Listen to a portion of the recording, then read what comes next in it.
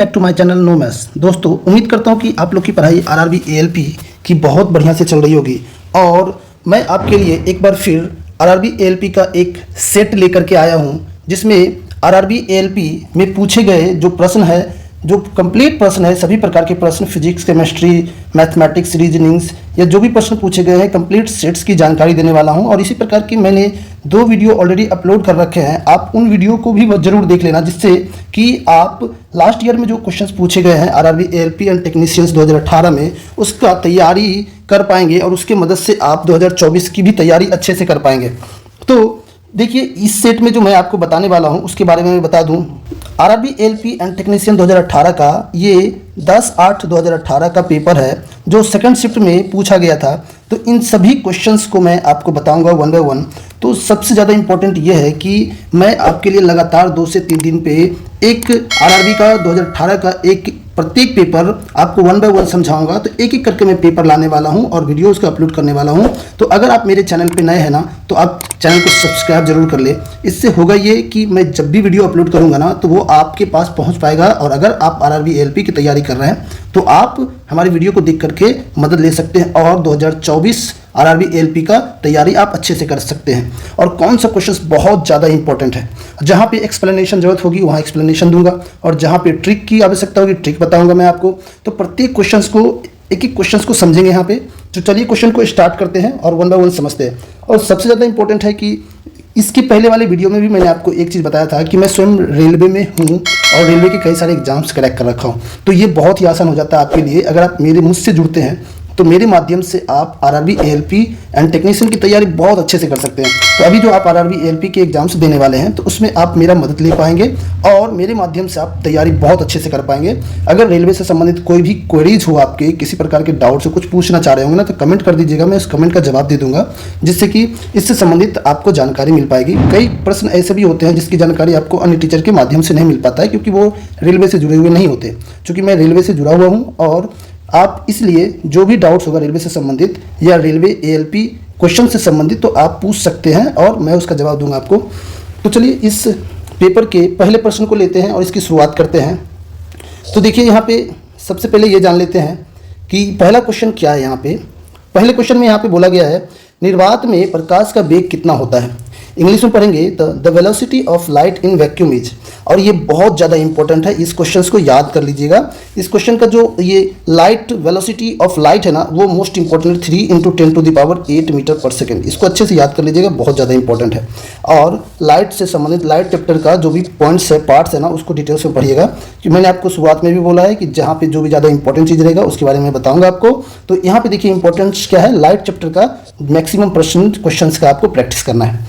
चलिए अब दूसरा क्वेश्चन लेते हैं। यहाँ पे दूसरे क्वेश्चन में देखिए यहाँ पे दिया हुआ है, वर्ग रेखा से वैसे ही संबंधित है जैसे घन डैश से संबंधित है। चलिए इंग्लिश में पढ़ते हैं इसको। Square is related to line. Square को बोला जा रहा है लाइन से जिस प्रकार से रिलेटेड है ना, उसी प्रकार से in the same way cube is related to. Cube किससे रिलेटेड है? तो चूंकि स्क्वायर देखिए किससे रिलेटेड है, लाइन से रिलेटेड, यानी लाइन क्या होता है, मिल करके स्क्वायर बनाता है। सिमिलरली ये जो क्यूब होता है ना, क्यूब कैसे बनता है, देखिए क्यूब, देखिए क्यूब स्क्वायर से मैंने बनाया, यानी इसके लिए क्या जरूरत है, स्क्वायर की जरूरत है। ऐसे करके बनाते हैं क्यूब। तो क्यूब में स्क्वायर होते हैं। देखिए जैसे ये नीचे का परत है, ये यहाँ का परत है, ऊपर का परत होगा, फिर नीचे किनारे का परत होगा। टोटल कितने स्क्वायर्स होंगे? 6 स्क्वायर्स होंगे अगर सभी काउंट करेंगे टोटल। तो ये स्क्वायर से बनता है। ये मोस्ट इंपॉर्टेंट, इस चीज़ को समझ गए होंगे आप। चलिए अब नेक्स्ट क्वेश्चन लेते हैं। इस क्वेश्चन में देखिए यहाँ पे दिया हुआ है, जर्मन सिल्वर की किसी मिश्रित धातु में तांबे से जस्ते का अनुपात 7:7 था, जबकि निकल से जस्ते का अनुपात 4:3 था। मिश्रित धातु में तांबे से जस्ते से निकल का क्रमशः अनुपात कितना था? चलिए इसको पहले इंग्लिश में पढ़ लेते हैं। In an alloy of German silver the ratio of copper to zinc was 17:7 while that of the nickel to zinc was 4:3। The ratio of copper to zinc to nickel in the alloy was निकालना है। अब देखिए इसमें से आपको copper का, zinc का और निकेल का निकालना है। कॉपर, जिंक और निकेल का रेशियो निकालना है। तो बहुत ही आसान है ये। देखिए समझिए यहाँ पे सबसे पहले तांबा और जस्ते का। तांबा और जस्ते का कितना है 17:7। मैं लिख के इसलिए बता रहा हूँ जिससे कि आप आसानी से समझ पाए इसको, जबकि मैं इसके क्वेश्चन पे ही सॉल्व करके बताता हूँ। पहले इसको थोड़ा लिख लेते हैं। अब देखिए निकल और जस्ते का अनुपात बोल रहा है। निकल कहाँ आएगा, देखिएगा यहाँ पे आएगा। निकल कितना है 4 है और जस्ता कितना है 3 है, तो जस्ता यहाँ पे आ जाएगा। ये चीज़ समझना जरूरी है। अब आप कैलकुलेशन कीजिए। कैलकुलेशन कैसे करते हैं, इसके बहुत ही आसान तरीके हैं। मोस्ट इंपॉर्टेंट है ये, बहुत ही आसान तरीके हैं और कई तरीके हैं। तो सबसे आसान तरीका क्या है इसको सॉल्व करने का, हमेशा ध्यान रखिएगा कि ये जो कॉमन वाला पोर्शन है ना, इसको एक दूसरे से मल्टीप्लाई कर दिए। देखिए यहाँ पे कितना दिया है 7 और यहाँ कितना है 3। तो आप क्या कीजिए, इसको 3 से मल्टीप्लाई कर दीजिए, यानी ऊपर के जो दोनों है ना उसको 3 से मल्टीप्लाई करना है। और ये 7 ले लीजिए, 7 से इसको मल्टीप्लाई कर दीजिए, यानी नीचे के दोनों को 7 से मल्टीप्लाई। इस प्रकार से करना होता है। चूँकि मैंने समझाने के लिए इतना सारा लिखा है, लेकिन अगर इसको सॉल्व करना होगा ना तो बहुत ही आसानी से सॉल्व कर सकते हैं। कैसे, देखिए इसको सॉल्व कर लेंगे आप, आसानी से निकल जाएगा। चलिए पहले इसको सॉल्व कर लेते हैं, फिर मैं क्वेश्चन पे बताऊंगा आपको कैसे आसानी से सॉल्व करेंगे इस क्वेश्चन को। देखिए इसको अगर मल्टीप्लाई करेंगे 17 3 51 आ जाएगा। इसको इससे मल्टीप्लाई कर दिए। सिमिलरली 3 को अगर आप इससे मल्टीप्लाई करेंगे 21 आएगा, और इसको इससे मल्टीप्लाई करेंगे 21, तो ऊपर ले लीजिए या नीचे कोई एक ले लीजिए। 21 ले लिया आपने, और 7 4 जा 28। तो ये बहुत ही आसान था। तो इसका ऑप्शन कौन सा हो जाएगा, इसका पहला ऑप्शन आंसर हो जाएगा। देखिए अगर इसको क्वेश्चन पे ही सॉल्व करना होता तो क्या करते हैं आप यहाँ पे सबसे इंपॉर्टेंट क्या चीज़ है देखिएगा कि क्वेश्चन में ये कॉमन वाला पोर्शन कौन सा, वो देखिए यहाँ जस्ता दिया हुआ है ना। जस्ता कितना दिया हुआ है क्वेश्चन में, जस्ता दिया हुआ है 7, ये समझिएगा। और सिमिलरली यहाँ पे भी जस्ता दिया हुआ है। जस्ता कितना दिया हुआ है, इसमें 3 दिया हुआ है। बस इसी को ध्यान रखना है। आपको क्या करना है, इस 3 जो यहाँ दिया हुआ है इसको 17 से मल्टीप्लाई कर देना है। 3 को अगर 17 से मल्टीप्लाई करेंगे तो 51 बस इसी में आ रहा है, और किसी में है ही नहीं। तो इसी से पता चल जाता है कि आपका 51 यानी पहला ऑप्शन सॉल्यूशन होगा। और अगर आप चाहते हैं कि इससे भी फास्ट सॉल्व करें, क्योंकि इस रेलवे में जो क्वेश्चंस आते हैं ना उतना ज़्यादा पेचीदा नहीं आता है, आसान क्वेश्चंस होता है, तो उसको अगर आप चाहें ना तो और भी ज़्यादा जल्दी सॉल्व कर सकते हैं। किसी कॉन्सेप्ट की आवश्यकता नहीं पड़ेगी आपको। तो चलिए उसको कैसे सॉल्व करेंगे विदाउट किसी कॉन्सेप्ट का, उसको एक बार जान लेते हैं हम लोग। तो उसको भी समझना जरूरी है। और देखिए क्वेश्चन पे ही इसको कैसे सॉल्व करेंगे, ये इस ट्रिक को समझिएगा। This is most important. तो चलिए इस ट्रिक को समझते हैं। चलिए इंग्लिश के माध्यम से इसको समझते हैं। क्वेश्चन में देखिए पहले क्या दिया, कॉपर दिया है, फिर क्या दिया, जिंक दिया है, और फिर निकल दिया हुआ। तो कॉपर देखिए, कॉपर अगर पहले वाले में देखेंगे तो देखिए 17 है। तो 17 से कौन सा डिवाइड हो रहा है वो चेक करना है आपको। 17 से देखेंगे तो 17 3 जा 51, 17 3 जा 51 हो जाएगा। तो यानी ये हो रहा है। और 17 4 जा 68 यानी ये आ रहा है, और 17 भी आ रहा है। लेकिन आपको क्या करना होता है ये ध्यान रखिए। जैसे 17 3 जा बोले ना, तो उसी प्रकार से देखिए ये 7 को 3 से अगर मल्टीप्लाई करेंगे तो 21 ये आना चाहिए। फिर से ये रिपीट कर रहा हूँ, मोस्ट इंपॉर्टेंट है, समझिएगा।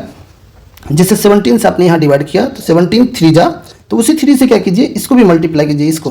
तो कितना आ रहा है, अगर मल्टीप्लाई करेंगे 21 आ रहा है, क्या यहाँ पे आ रहा है। तो इसका मतलब सेम रेशियो से मल्टीप्लाई हुआ है। जबकि इसमें देखेंगे तो ये आपका गलत सॉल्यूशन हो जाएगा, ये भी गलत सॉल्यूशन हो जाएगा, और ये भी गलत सॉल्यूशन हो जाएगा।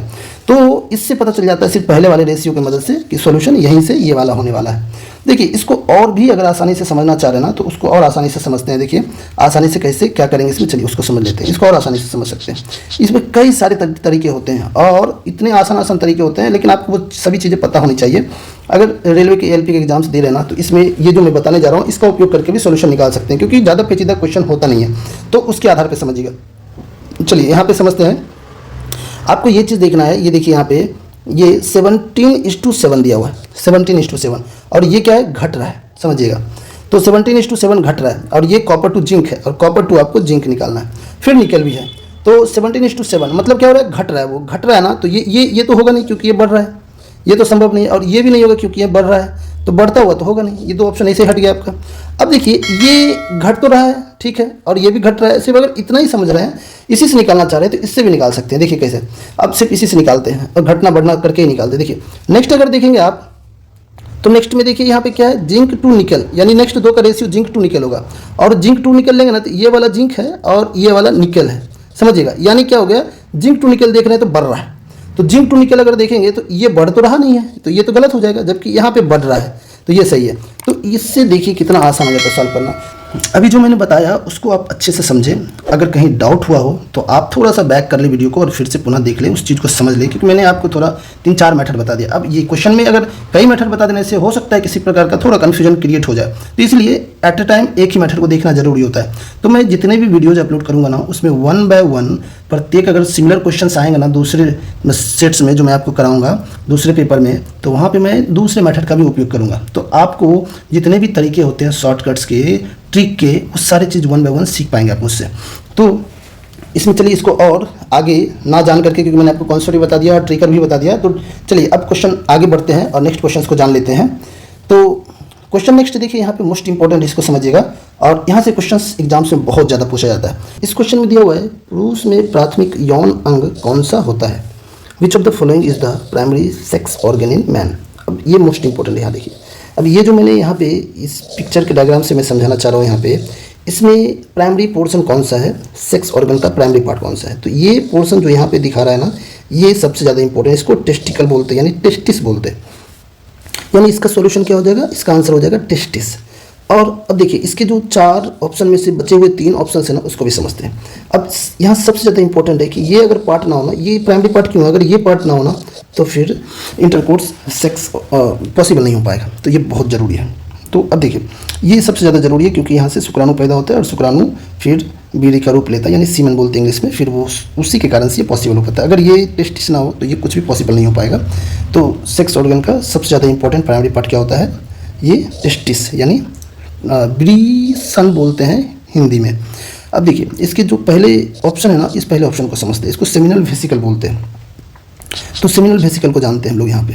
ये सेमिनल वेसिकल क्या होता है, ये वाला पोर्शन सेमिनल वेसिकल होता है। और ये सेमिनल वेसिकल कौन सा पोर्शन है, टेस्टिस से जुड़ा रहता है। ये यहाँ से जाकर के, यानी इसको भास डिफरेंस बोलते हैं, ये 4 नंबर ऑप्शन में दिया हुआ है।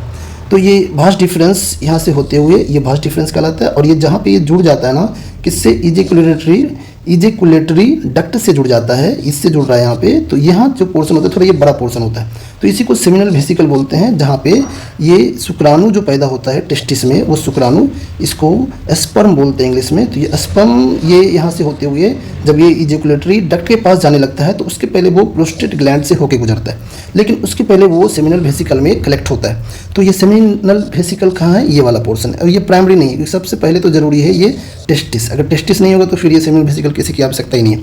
अब प्रोस्टेट ग्लैंड भी क्या है, ये प्रोस्टेट ग्लैंड जो मैंने बताया आपको, ये प्रोस्टेट ग्लैंड भी मोस्ट इंपॉर्टेंट है। तो ये प्रोस्टेट ग्लैंड, ये यहाँ इसका इंपॉर्टेंस क्या बताया, जब ये शुक्राणु यहाँ से होकर के सेमिनल वेसिकल में आएगा और उसके बाद फिर वो प्रोस्टेट ग्लैंड पे आएगा और उससे वो फोर्स क्रिएट करता है उसमें, किसमें, इजेकुलेटरी डक्ट पे लाने के लिए, यानी यूरेथ्रा, इसको यूरेथ्रा बोलते हैं, यानी यूरिन जिससे बाहर आता है, उसी रास्ते से ये सीमेन यानी स्पर्म बाहर आता है। तो इसमें बस इतना ही बता रहा हूँ मैं। अगर इससे क्वेश्चंस, अगर मैं नेक्स्ट जो कराऊंगा उसमें इससे क्वेश्चन आता है ना, तो फिर मैं इसको और डिटेल में आपको बताऊंगा। चलिए अब नेक्स्ट क्वेश्चन लेते हैं। नेक्स्ट क्वेश्चन में देखते हैं, यहाँ पे क्वेश्चन में दिया हुआ है, दलों और उनके द्वारा जीती सीटें निम्नलिखित तालिका में सूचीबद्ध है। अब यहाँ पे ये दिया हुआ है तालिका, ये हिंदी में दिया हुआ है, जबकि इंग्लिश में भी यहाँ दिया है, parties and the seats won by them are listed in the following table. यहाँ पे इंग्लिश में दिया हुआ है। अब इस पे बोल रहा है, based on the given data the total number of candidates. Total candidates बोला जा रहा है कितना है, तो टोटल कैंडिडेट्स निकालना बहुत ही आसान है। वो कैसे निकालेंगे टोटल कैंडिडेट्स, उसके लिए आपको क्या करना पड़ेगा, इसको समझिए। टोटल पार्टीज कितने हैं, पार्टीज टोटल है 4 पार्टी है। अब चारों पार्टीज में ये साउथ, ईस्ट, वेस्ट, नॉर्थ, तो पहली पार्टी जो है जितना सीट आएगा यहाँ आएगा, दूसरे पार्टी का यहाँ आएगा, तीसरे का यहाँ, चौथे का, इन सभी को जोड़ना है 1 बाय 1। जब जोड़ेंगे तो सॉल्यूशन आपका आएगा। तो चलिए इसको जोड़ लेते हैं, ऐड करके देखते हैं कि कितना आंसर आता है। इसको हिंदी वाले पोर्शन में हम लोग लिखेंगे। तो चलिए यहाँ पे देखते हैं। सबसे पहले ये जो यहाँ 4 दिया हुआ है, इसको आप ऐड कर सकते हैं। तो ऐड करेंगे तो ये 6 + 3 9 हो जाएगा, देखिएगा, और 1 10 हो जाएगा, ये 0 हो गया, और 0 लिख लिया यहाँ पे। अब ये 8 + 4 12, 12 + 1 13 हो गया ये, तो ये 13 लिख लिया, 130 हो गया, प्लस ये प्लस। अब देखिए इसके बाद नेक्स्ट इसको लेते हैं, ये नेक्स्ट पोर्शन, ये जो है इन सभी को 1 बाय 1 बस ऐड ही तो करना है आपको, बस ये कर लेंगे आप, ये आसान है क्योंकि एडिशन है ओनली। जो मैं आपको बता रहा हूँ ऐड करके कितना आएगा वो बता रहा हूँ। तो देखिए 7 + 1 8, 8 + 6 14, 14 + 7 21 आ जाएगा, तो 1 लिख लिया यहाँ पे, और बच कितना गया 2, तो 2 + 3 5, 5 2 7, 7 7 14, तो 14 लिख लिया आपने, 141 हो गया। अब सिमिलरली इसको ऐड कर लेते हैं, इसको ऐड करेंगे 4 3 7, 7 6 13 हो जाएगा, 13 और 5 18 हो जाएगा, 18 का 8 हो गया, बच गया 1।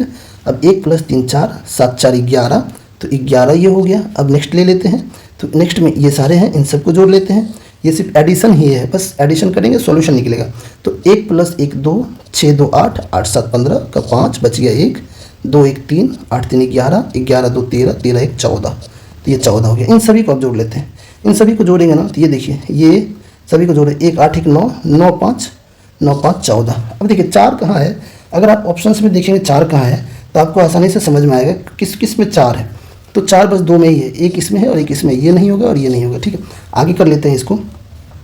ये 4 हो गया तो एक बच गया। अब तो एक बच गया है तो एक को ले लेंगे, 1 3 1 4, 4 4 8, 8 1 9, 9 4 13। 13 में से 3 देखिए यहाँ पे है और इसमें नहीं है, तो ये गलत हो गया। पहला ऑप्शन सही हो जाएगा आपका। पूरा कैलकुलेशन आप कर लीजिएगा। तो कुछ इस प्रकार से इसका सॉल्यूशन निकालते हैं और ये बहुत ही आसान था। चलिए अब नेक्स्ट क्वेश्चन लेते हैं और इसको समझते हैं। यहाँ पे देखिए इस क्वेश्चन में क्या दिया हुआ है, विश्व के सबसे बड़े खारे रेगिस्तानों में से एक कच्छ का रण भारत के किस राज्य में स्थित है। सिर्फ पूछा जा रहा है कच्छ का रण किस राज्य में स्थित है, तो आप बोलेंगे गुजरात। तो इसको अगर आप इस पिक्चर के माध्यम से पढ़ेंगे ना तो आपको बहुत आसान होगा समझना। तो इसको आप अच्छे से समझ लीजिए। तो देखिए इसमें ये गुजरात वाला पोर्शन है और इस गुजरात में रन ऑफ कच्छ लिखा हुआ दिख रहा होगा आपको, और कच्छ वाइल्ड एस सेंचुरी भी दिखा हुआ है। तो कच्छ जो है यहाँ पे, ये पूरा का पूरा पोर्शन, कई पोर्शन इसमें कच्छ के हैं। तो कच्छ है कहाँ पे अगर बोला जाए तो आप बोलेंगे ये गुजरात में है। तो कच्छ का रण गुजरात में है, तो इसका सोल्यूशन हो जाएगा गुजरात। इसको आप इस मैंने जो भारत का मानचित्र दिया है उसके आधार पर पढ़ेंगे तो वो आपके लिए आसान हो जाएगा। चलिए अब नेक्स्ट क्वेश्चन लेते हैं। नेक्स्ट क्वेश्चन में देखिए यहाँ पे इसका सॉल्व करके और पता करना हमें कि इसका सोल्यूशन क्या होगा। तो देखिए इस क्वेश्चन को समझिएगा थोड़ा अच्छे से, ये थोड़ा टिपिकल क्वेश्चन है। उस विकल्प का चयन करें जो निम्न चित्र के रिक्त स्थान में सही मेल खाएगा। इंग्लिश में select the option that will correctly fit in the blank space in the following figure. तो चलिए हिंदी वाला जो पोर्शन है उसी से पढ़ते हैं, हम लोग समझते हैं। तो देखिए यहाँ पे ये जो इसका वर्टिकल पोर्शन है ना, और ये वर्टिकल पोर्शन दोनों को ही लिया गया है, यहाँ पे सिंगल बना दिया है। और इसमें देखेंगे तो ये भी वर्टिकल पोर्शन और ये भी वर्टिकल पोर्शन लिया है और यहाँ ले लिया है, जबकि जो सीधा पोर्शन है ना वो नहीं लिया गया इन सभी का। और यहाँ देखिए इसका वर्टिकल पोर्शन ये है, वर्टिकल पोर्शन ये, तो वर्टिकल पोर्शन पूरा कंप्लीट आएगा और ये कौन सा ऑप्शन, सी आएगा। तो ऑप्शन सी इसका सोल्यूशन हो जाएगा। चलिए अब नेक्स्ट क्वेश्चन लेते हैं। क्वेश्चन नंबर 8 में देखते हैं कि इसका सॉल्यूशन क्या होगा। तो क्वेश्चन नंबर 8 में देखिए दिया गया है चित्र नीचे उत्तर चित्रों में से किसी एक में सन्निहित है। अब पता करना है कि ये किसी एक चित्र में है। 4 चित्र यहाँ दिए गए, तो ये हिंदी वाला पोर्शन, इंग्लिश वाला इसके नीचे दिया हुआ है। तो इसको इसी से समझ लेते हैं। यहाँ पे देखिए अगर इसको देखेंगे तो ये वाला पोर्शन देखिए यहाँ पे ऐसे दिया हुआ है, सिमिलरली ये दिया हुआ है यहाँ पे इस प्रकार से और यहाँ इस प्रकार से दिया है। तो रीजनिंग का क्वेश्चन है और आप जानते हैं रीजनिंग का क्वेश्चन ज़्यादा डिफिकल्ट होता नहीं है, या आसानी से आप सॉल्व कर पाते हैं। तो इसका ऑप्शन कौन सा हो जाएगा, पहला ही ऑप्शन इसका सॉल्यूशन हो जाएगा और ये बहुत ही आसान था।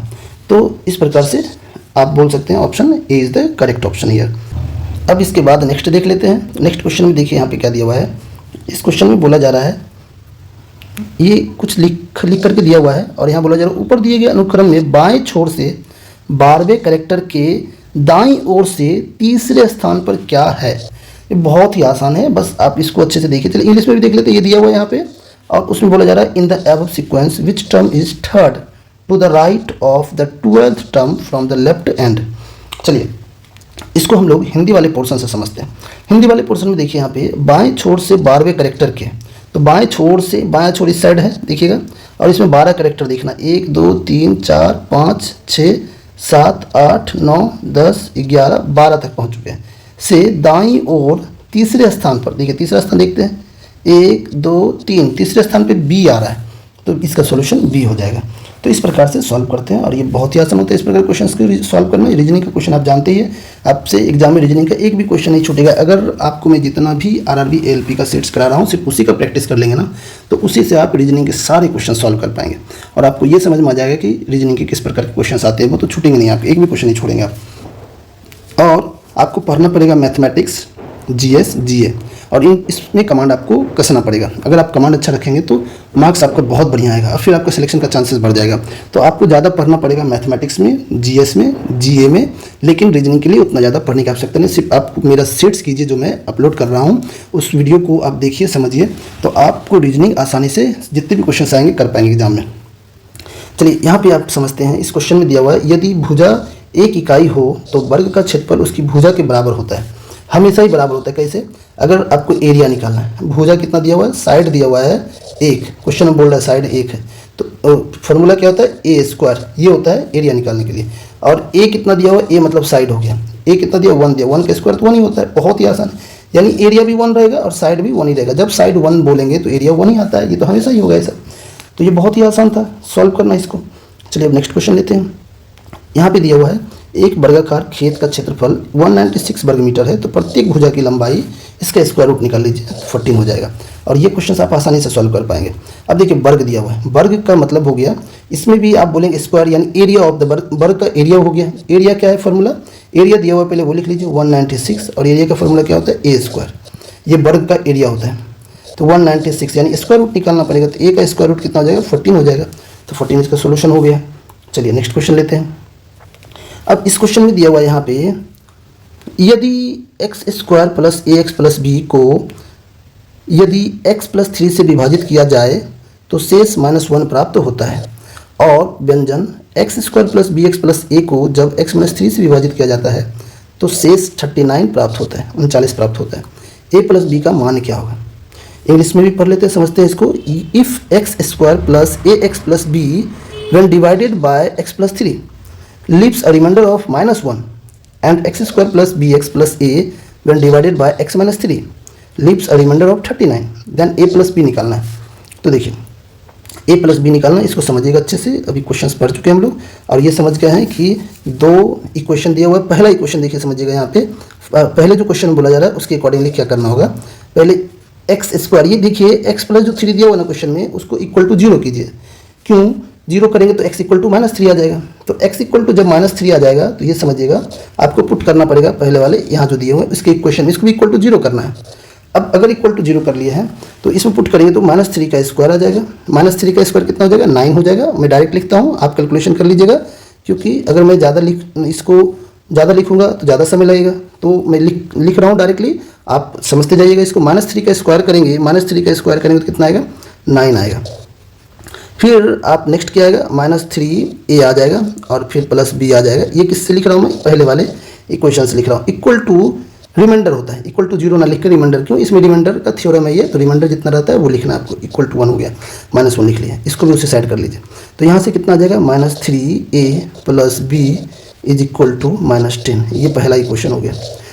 अब चलिए नेक्स्ट सॉल्व करते हैं, और नेक्स्ट में देखिए क्या दिया हुआ है। इसी प्रकार से x -3 इक्वल टू 0 कर लेंगे तो x इक्वल टू 3 आ जाएगा। x इक्वल टू 3 आप इस इक्वेशन में पुट कीजिए। अब इसको समझना बहुत ज़रूरी है, मोस्ट इंपॉर्टेंट है। तो देखिए यहाँ पे पुटअप कर देंगे। अब यहाँ पे जब पुटअप करेंगे x इक्वल टू 3 इसमें, तो 3 3 जा 9 हो जाएगा, और यहाँ आ जाएगा प्लस b यानी 3b आ जाएगा एंड प्लस a आ जाएगा, और इक्वल टू रिमाइंडर नेक्स्ट में कितना दिया, 39 दिया हुआ है रिमाइंडर। तो ये 39 इंग्लिश में यहाँ हो गया, और इंग्लिश में यहाँ हो गया, हिंदी में यहाँ पे हो गया, तो 39। अब इससे अगर सॉल्व करेंगे तो 3b प्लस a, यानी प्लस a को पहले भी लिख सकते हैं हम लोग, तो प्लस a को पहले ही लिख लेते हैं, a को यहाँ लिख लेते हैं, a प्लस 3b हो गया, यानी ये और ये इक्वल टू 9 माइनस कर देंगे तो कितना आ जाएगा, 30 आ जाएगा। बस ये दूसरा इक्वेशन हो गया। अगर इस दोनों इक्वेशन को समझ जाते हैं ना तो आप सॉल्व कर लेंगे आसानी से। ए और बी के लिए सॉल्व करना होगा, एक पहला इक्वेशन यहाँ हो गया और दूसरा इक्वेशन यहाँ भी हो गया, इस दोनों से मात्र सॉल्व करना है। अब देखिए आप यहाँ पे सॉल्व करने के लिए क्या कीजिए कि पहले वाले में a कितना है, 3 टाइम्स है, यानी -3a है, तो इसको भी 3 से मल्टीप्लाई कर लीजिए। 3 से मल्टीप्लाई करेंगे तो कितना आएगा वो देखिए, 3a बोलेंगे और 3 3 जा 9b आएगा, और 3 से गुना करेंगे तो 90 आ जाएगा। सिमिलरली ऊपर वाले ले लीजिए, ऊपर वाले लेंगे तो कितना आएगा, 3a और प्लस b आ जाएगा, और इक्वल टू कितना आ जाएगा, ये पहले वाले इक्वेशन से लिख रहे हैं तो ये -10 आ जाएगा। बस अब देखिए यहाँ से कैलकुलेट कीजिए, ये तो कट जाएगा, एडिशन के नियम जो रहते हैं रूल्स उसी से कट जाएंगे, तो ये कट जाएंगे, ये दोनों ऐड हो जाएगा तो कितना आ जाएगा, 10b आ गया, और इक्वल टू इस साइड कितना आ जाएगा, 80 आ जाएगा, यानी 10 से डिवाइड करेंगे 8 आ जाएगा। b अगर 8 आ गया तो a का वैल्यू कितना है, अगर पुट कर देंगे किसी एक इक्वेशन में निकालेंगे तो a का वैल्यू 6 आ रहा है, तो दोनों को ऐड करेंगे तो कितना आ रहा है, 14 आ रहा है, तो ये इसका सॉल्यूशन हो जाएगा। तो कुछ इस प्रकार से सॉल्व करते हैं, इसको आप अच्छे से सॉल्व कर लीजिएगा, अच्छे से प्रैक्टिस कर लीजिएगा, क्योंकि ये क्वेश्चन बहुत ज़्यादा इंपॉर्टेंट है। ऐसे क्वेश्चंस का प्रैक्टिस आपको करना अच्छे से, ऐसे क्वेश्चंस रेलवे के एग्जाम्स में ज़्यादातर पूछे जाते हैं। अब नेक्स्ट क्वेश्चन में समझते हैं। यहाँ पे नेक्स्ट क्वेश्चन में 2017 की बात कर रहा है, तो ये करंट अफेयर से क्वेश्चन है, तो इसको सॉल्व करने की जरूरत है नहीं। अब नेक्स्ट क्वेश्चन में आते हैं, गति का पहला समीकरण जिसके बीच संबंध दर्शाता है। गति का पहला समीकरण जिसके बीच संबंध दर्शाता है। The first equation of motion gives the relation between, किसके किसके बिटवीन रिलेशन आता है। देखिए first equation of motion, equation of motion का फॉर्मूला मैं बता रहा हूँ, समझिएगा। पहला फॉर्मूला होता है v equal to u plus a t, और पहला ही बोला जा रहा है first equation of motion. Equation of motion में इसको u को 0 कर दीजिए, u को हटा दीजिए, तो u को अगर हटाएंगे तो v क्या आएगा, v इक्वल टू क्या ए टी आएगा, ये समझिएगा, मोस्ट इंपॉर्टेंट है। अगर v equal to a t बोलते हैं तो v is directly proportional to t, a क्या है, ए बाद में ए निकाला जाता है v और t के माध्यम से। वेलोसिटी और टाइम जो दिया जाता है उससे एक्सेलरेशन निकाला जाता है। तो ये v और t पहला वाला जो इक्वेशन होता है, first equation of motion gives relation between velocity and time, ये मोस्ट इंपॉर्टेंट है और उसी से फिर ए निकलता है यानी एक्सेलरेशन निकलता है। अब इसी का दूसरा इक्वेशन भी जान लीजिए जो मोस्ट इंपॉर्टेंट है, s equal to u t plus half a t square बोलते हैं, बहुत ज़्यादा इंपॉर्टेंट है। यानी इसमें इसका संबंध किसके साथ है, इसका संबंध टाइम के साथ है, ये मोस्ट इंपॉर्टेंट ध्यान रखिएगा। अब नेक्स्ट लेते हैं, नेक्स्ट जो इक्वेशन होता है थर्ड इक्वेशन ऑफ मोशन वो होता है v square is equal to u square plus 2as, s को ऐसे लिख दे रहा हूँ मैं। तो इसका v का किसके साथ संबंध होता है, s के साथ संबंध होता है, u को 0 मान सकते हैं यहाँ पे। तो ये चीज़ ध्यान रखिए यहाँ पे कि 3 इक्वेशंस तो है, ये तीनों इंपॉर्टेंट है, जिसमें से पहले वाले के बारे में पूछा जा रहा था। तो पहले का मैंने बताया v t से डायरेक्टली रिलेटेड है। और अब बोलेंगे a क्यों नहीं, क्योंकि a तो निकाला जाता है किसके आधार पे, v और t के आधार पे फर्स्ट इक्वेशन में, इसलिए a के साथ रिलेशंस नहीं बोलते हैं। यानी इस क्वेश्चन का आंसर अगर बोलेंगे तो क्या आएगा, वेलोसिटी एंड टाइम के बीच का संबंध होता है, ये ध्यान रखिएगा, जिससे ए निकाला जाता है। तो दूसरा इक्वेशन कौन सा है, तीसरा इक्वेशन कौन सा है, और इसके रिलेशंस को अच्छे से पढ़ लीजिएगा, मोस्ट इंपॉर्टेंट है। चलिए नेक्स्ट क्वेश्चन लेते हैं अब हम लोग। यहाँ पे क्वेश्चन में रीजनिंग से क्वेश्चन है ये, यहाँ पे बोला जा रहा है रिक्त स्थान में आने वाले सही आकृति चुने, प्रॉब्लम फिगर और आंसर फिगर यहाँ दिया हुआ है। अब इसमें समझिएगा, यहाँ पे अगर आप समझना चाहेंगे तो इसका और इसका संबंध देखिए, इसमें सिर्फ कलर चेंज हो गया, ये देखिए व्हाइट यहाँ पे है और ये ब्लैक ब्लैक दूर हो गया। सिमिलरली ये ब्लैक ब्लैक यहाँ पास में है जबकि ये व्हाइट व्हाइट दूर हो गया। तो सिमिलर पास में है और डिफरेंट वाला दूर में है। तो सिमिलर पास में यानी इसके पास क्या होगा, ये ब्लैक होगा और यहाँ वाइट होगा। तो ब्लैक देखिए कहाँ है, इसमें है, इसमें है, ये नहीं होगा और ये नहीं होगा। और वाइट कहाँ है, वाइट वाला पोर्शन इसमें है यहाँ पे, जबकि इसमें वाइट वाला पोर्शन यहाँ पे है। तो अब इस दोनों को समझ लीजिए अच्छे से, मोस्ट इंपॉर्टेंट है। यहाँ पे अंतर क्या है, ये वाइट देखिए ये सर्किल है यहाँ पे और यहाँ पे भी सर्किल है। तो ये सर्किल जो है ना, ये यहाँ पे सिर्फ एक चीज़ का अंतर दिख रहा है, ये तीसरा वाला जो ऑप्शन है ना, इसमें जो सर्किल दिया हुआ ना, ये सर्किल वाइट ज़्यादा नहीं है, जबकि इसमें वाइट ज़्यादा है क्वेश्चन में जो दिया हुआ है। तो इसके रेस्पेक्ट में अगर बोलेंगे तो पहला ऑप्शन सही ऑप्शन होगा। तो इसके अनुसार आपका आंसर इसमें option A is the correct option हो गया यहाँ पे। तो चलिए अब नेक्स्ट क्वेश्चन लेते हैं और नेक्स्ट क्वेश्चन को समझते हैं यहाँ पे। तो नेक्स्ट क्वेश्चन में यहाँ पे दिया हुआ है 7 मीटर ऊंचे किसी प्लेटफॉर्म के शीर्ष से टावर का उन्नयन कोण 30 डिग्री था। यहाँ से समझिएगा, बहुत ज़्यादा इंपॉर्टेंट है, ट्रिग्नोमेट्री का क्वेश्चन है ये, त्रिकोणमिति का, जहाँ से क्वेश्चन एग्जाम में आने की संभावना बहुत ज़्यादा रहती है। तो आपको ये वाला चैप्टर भी पढ़ना पड़ेगा।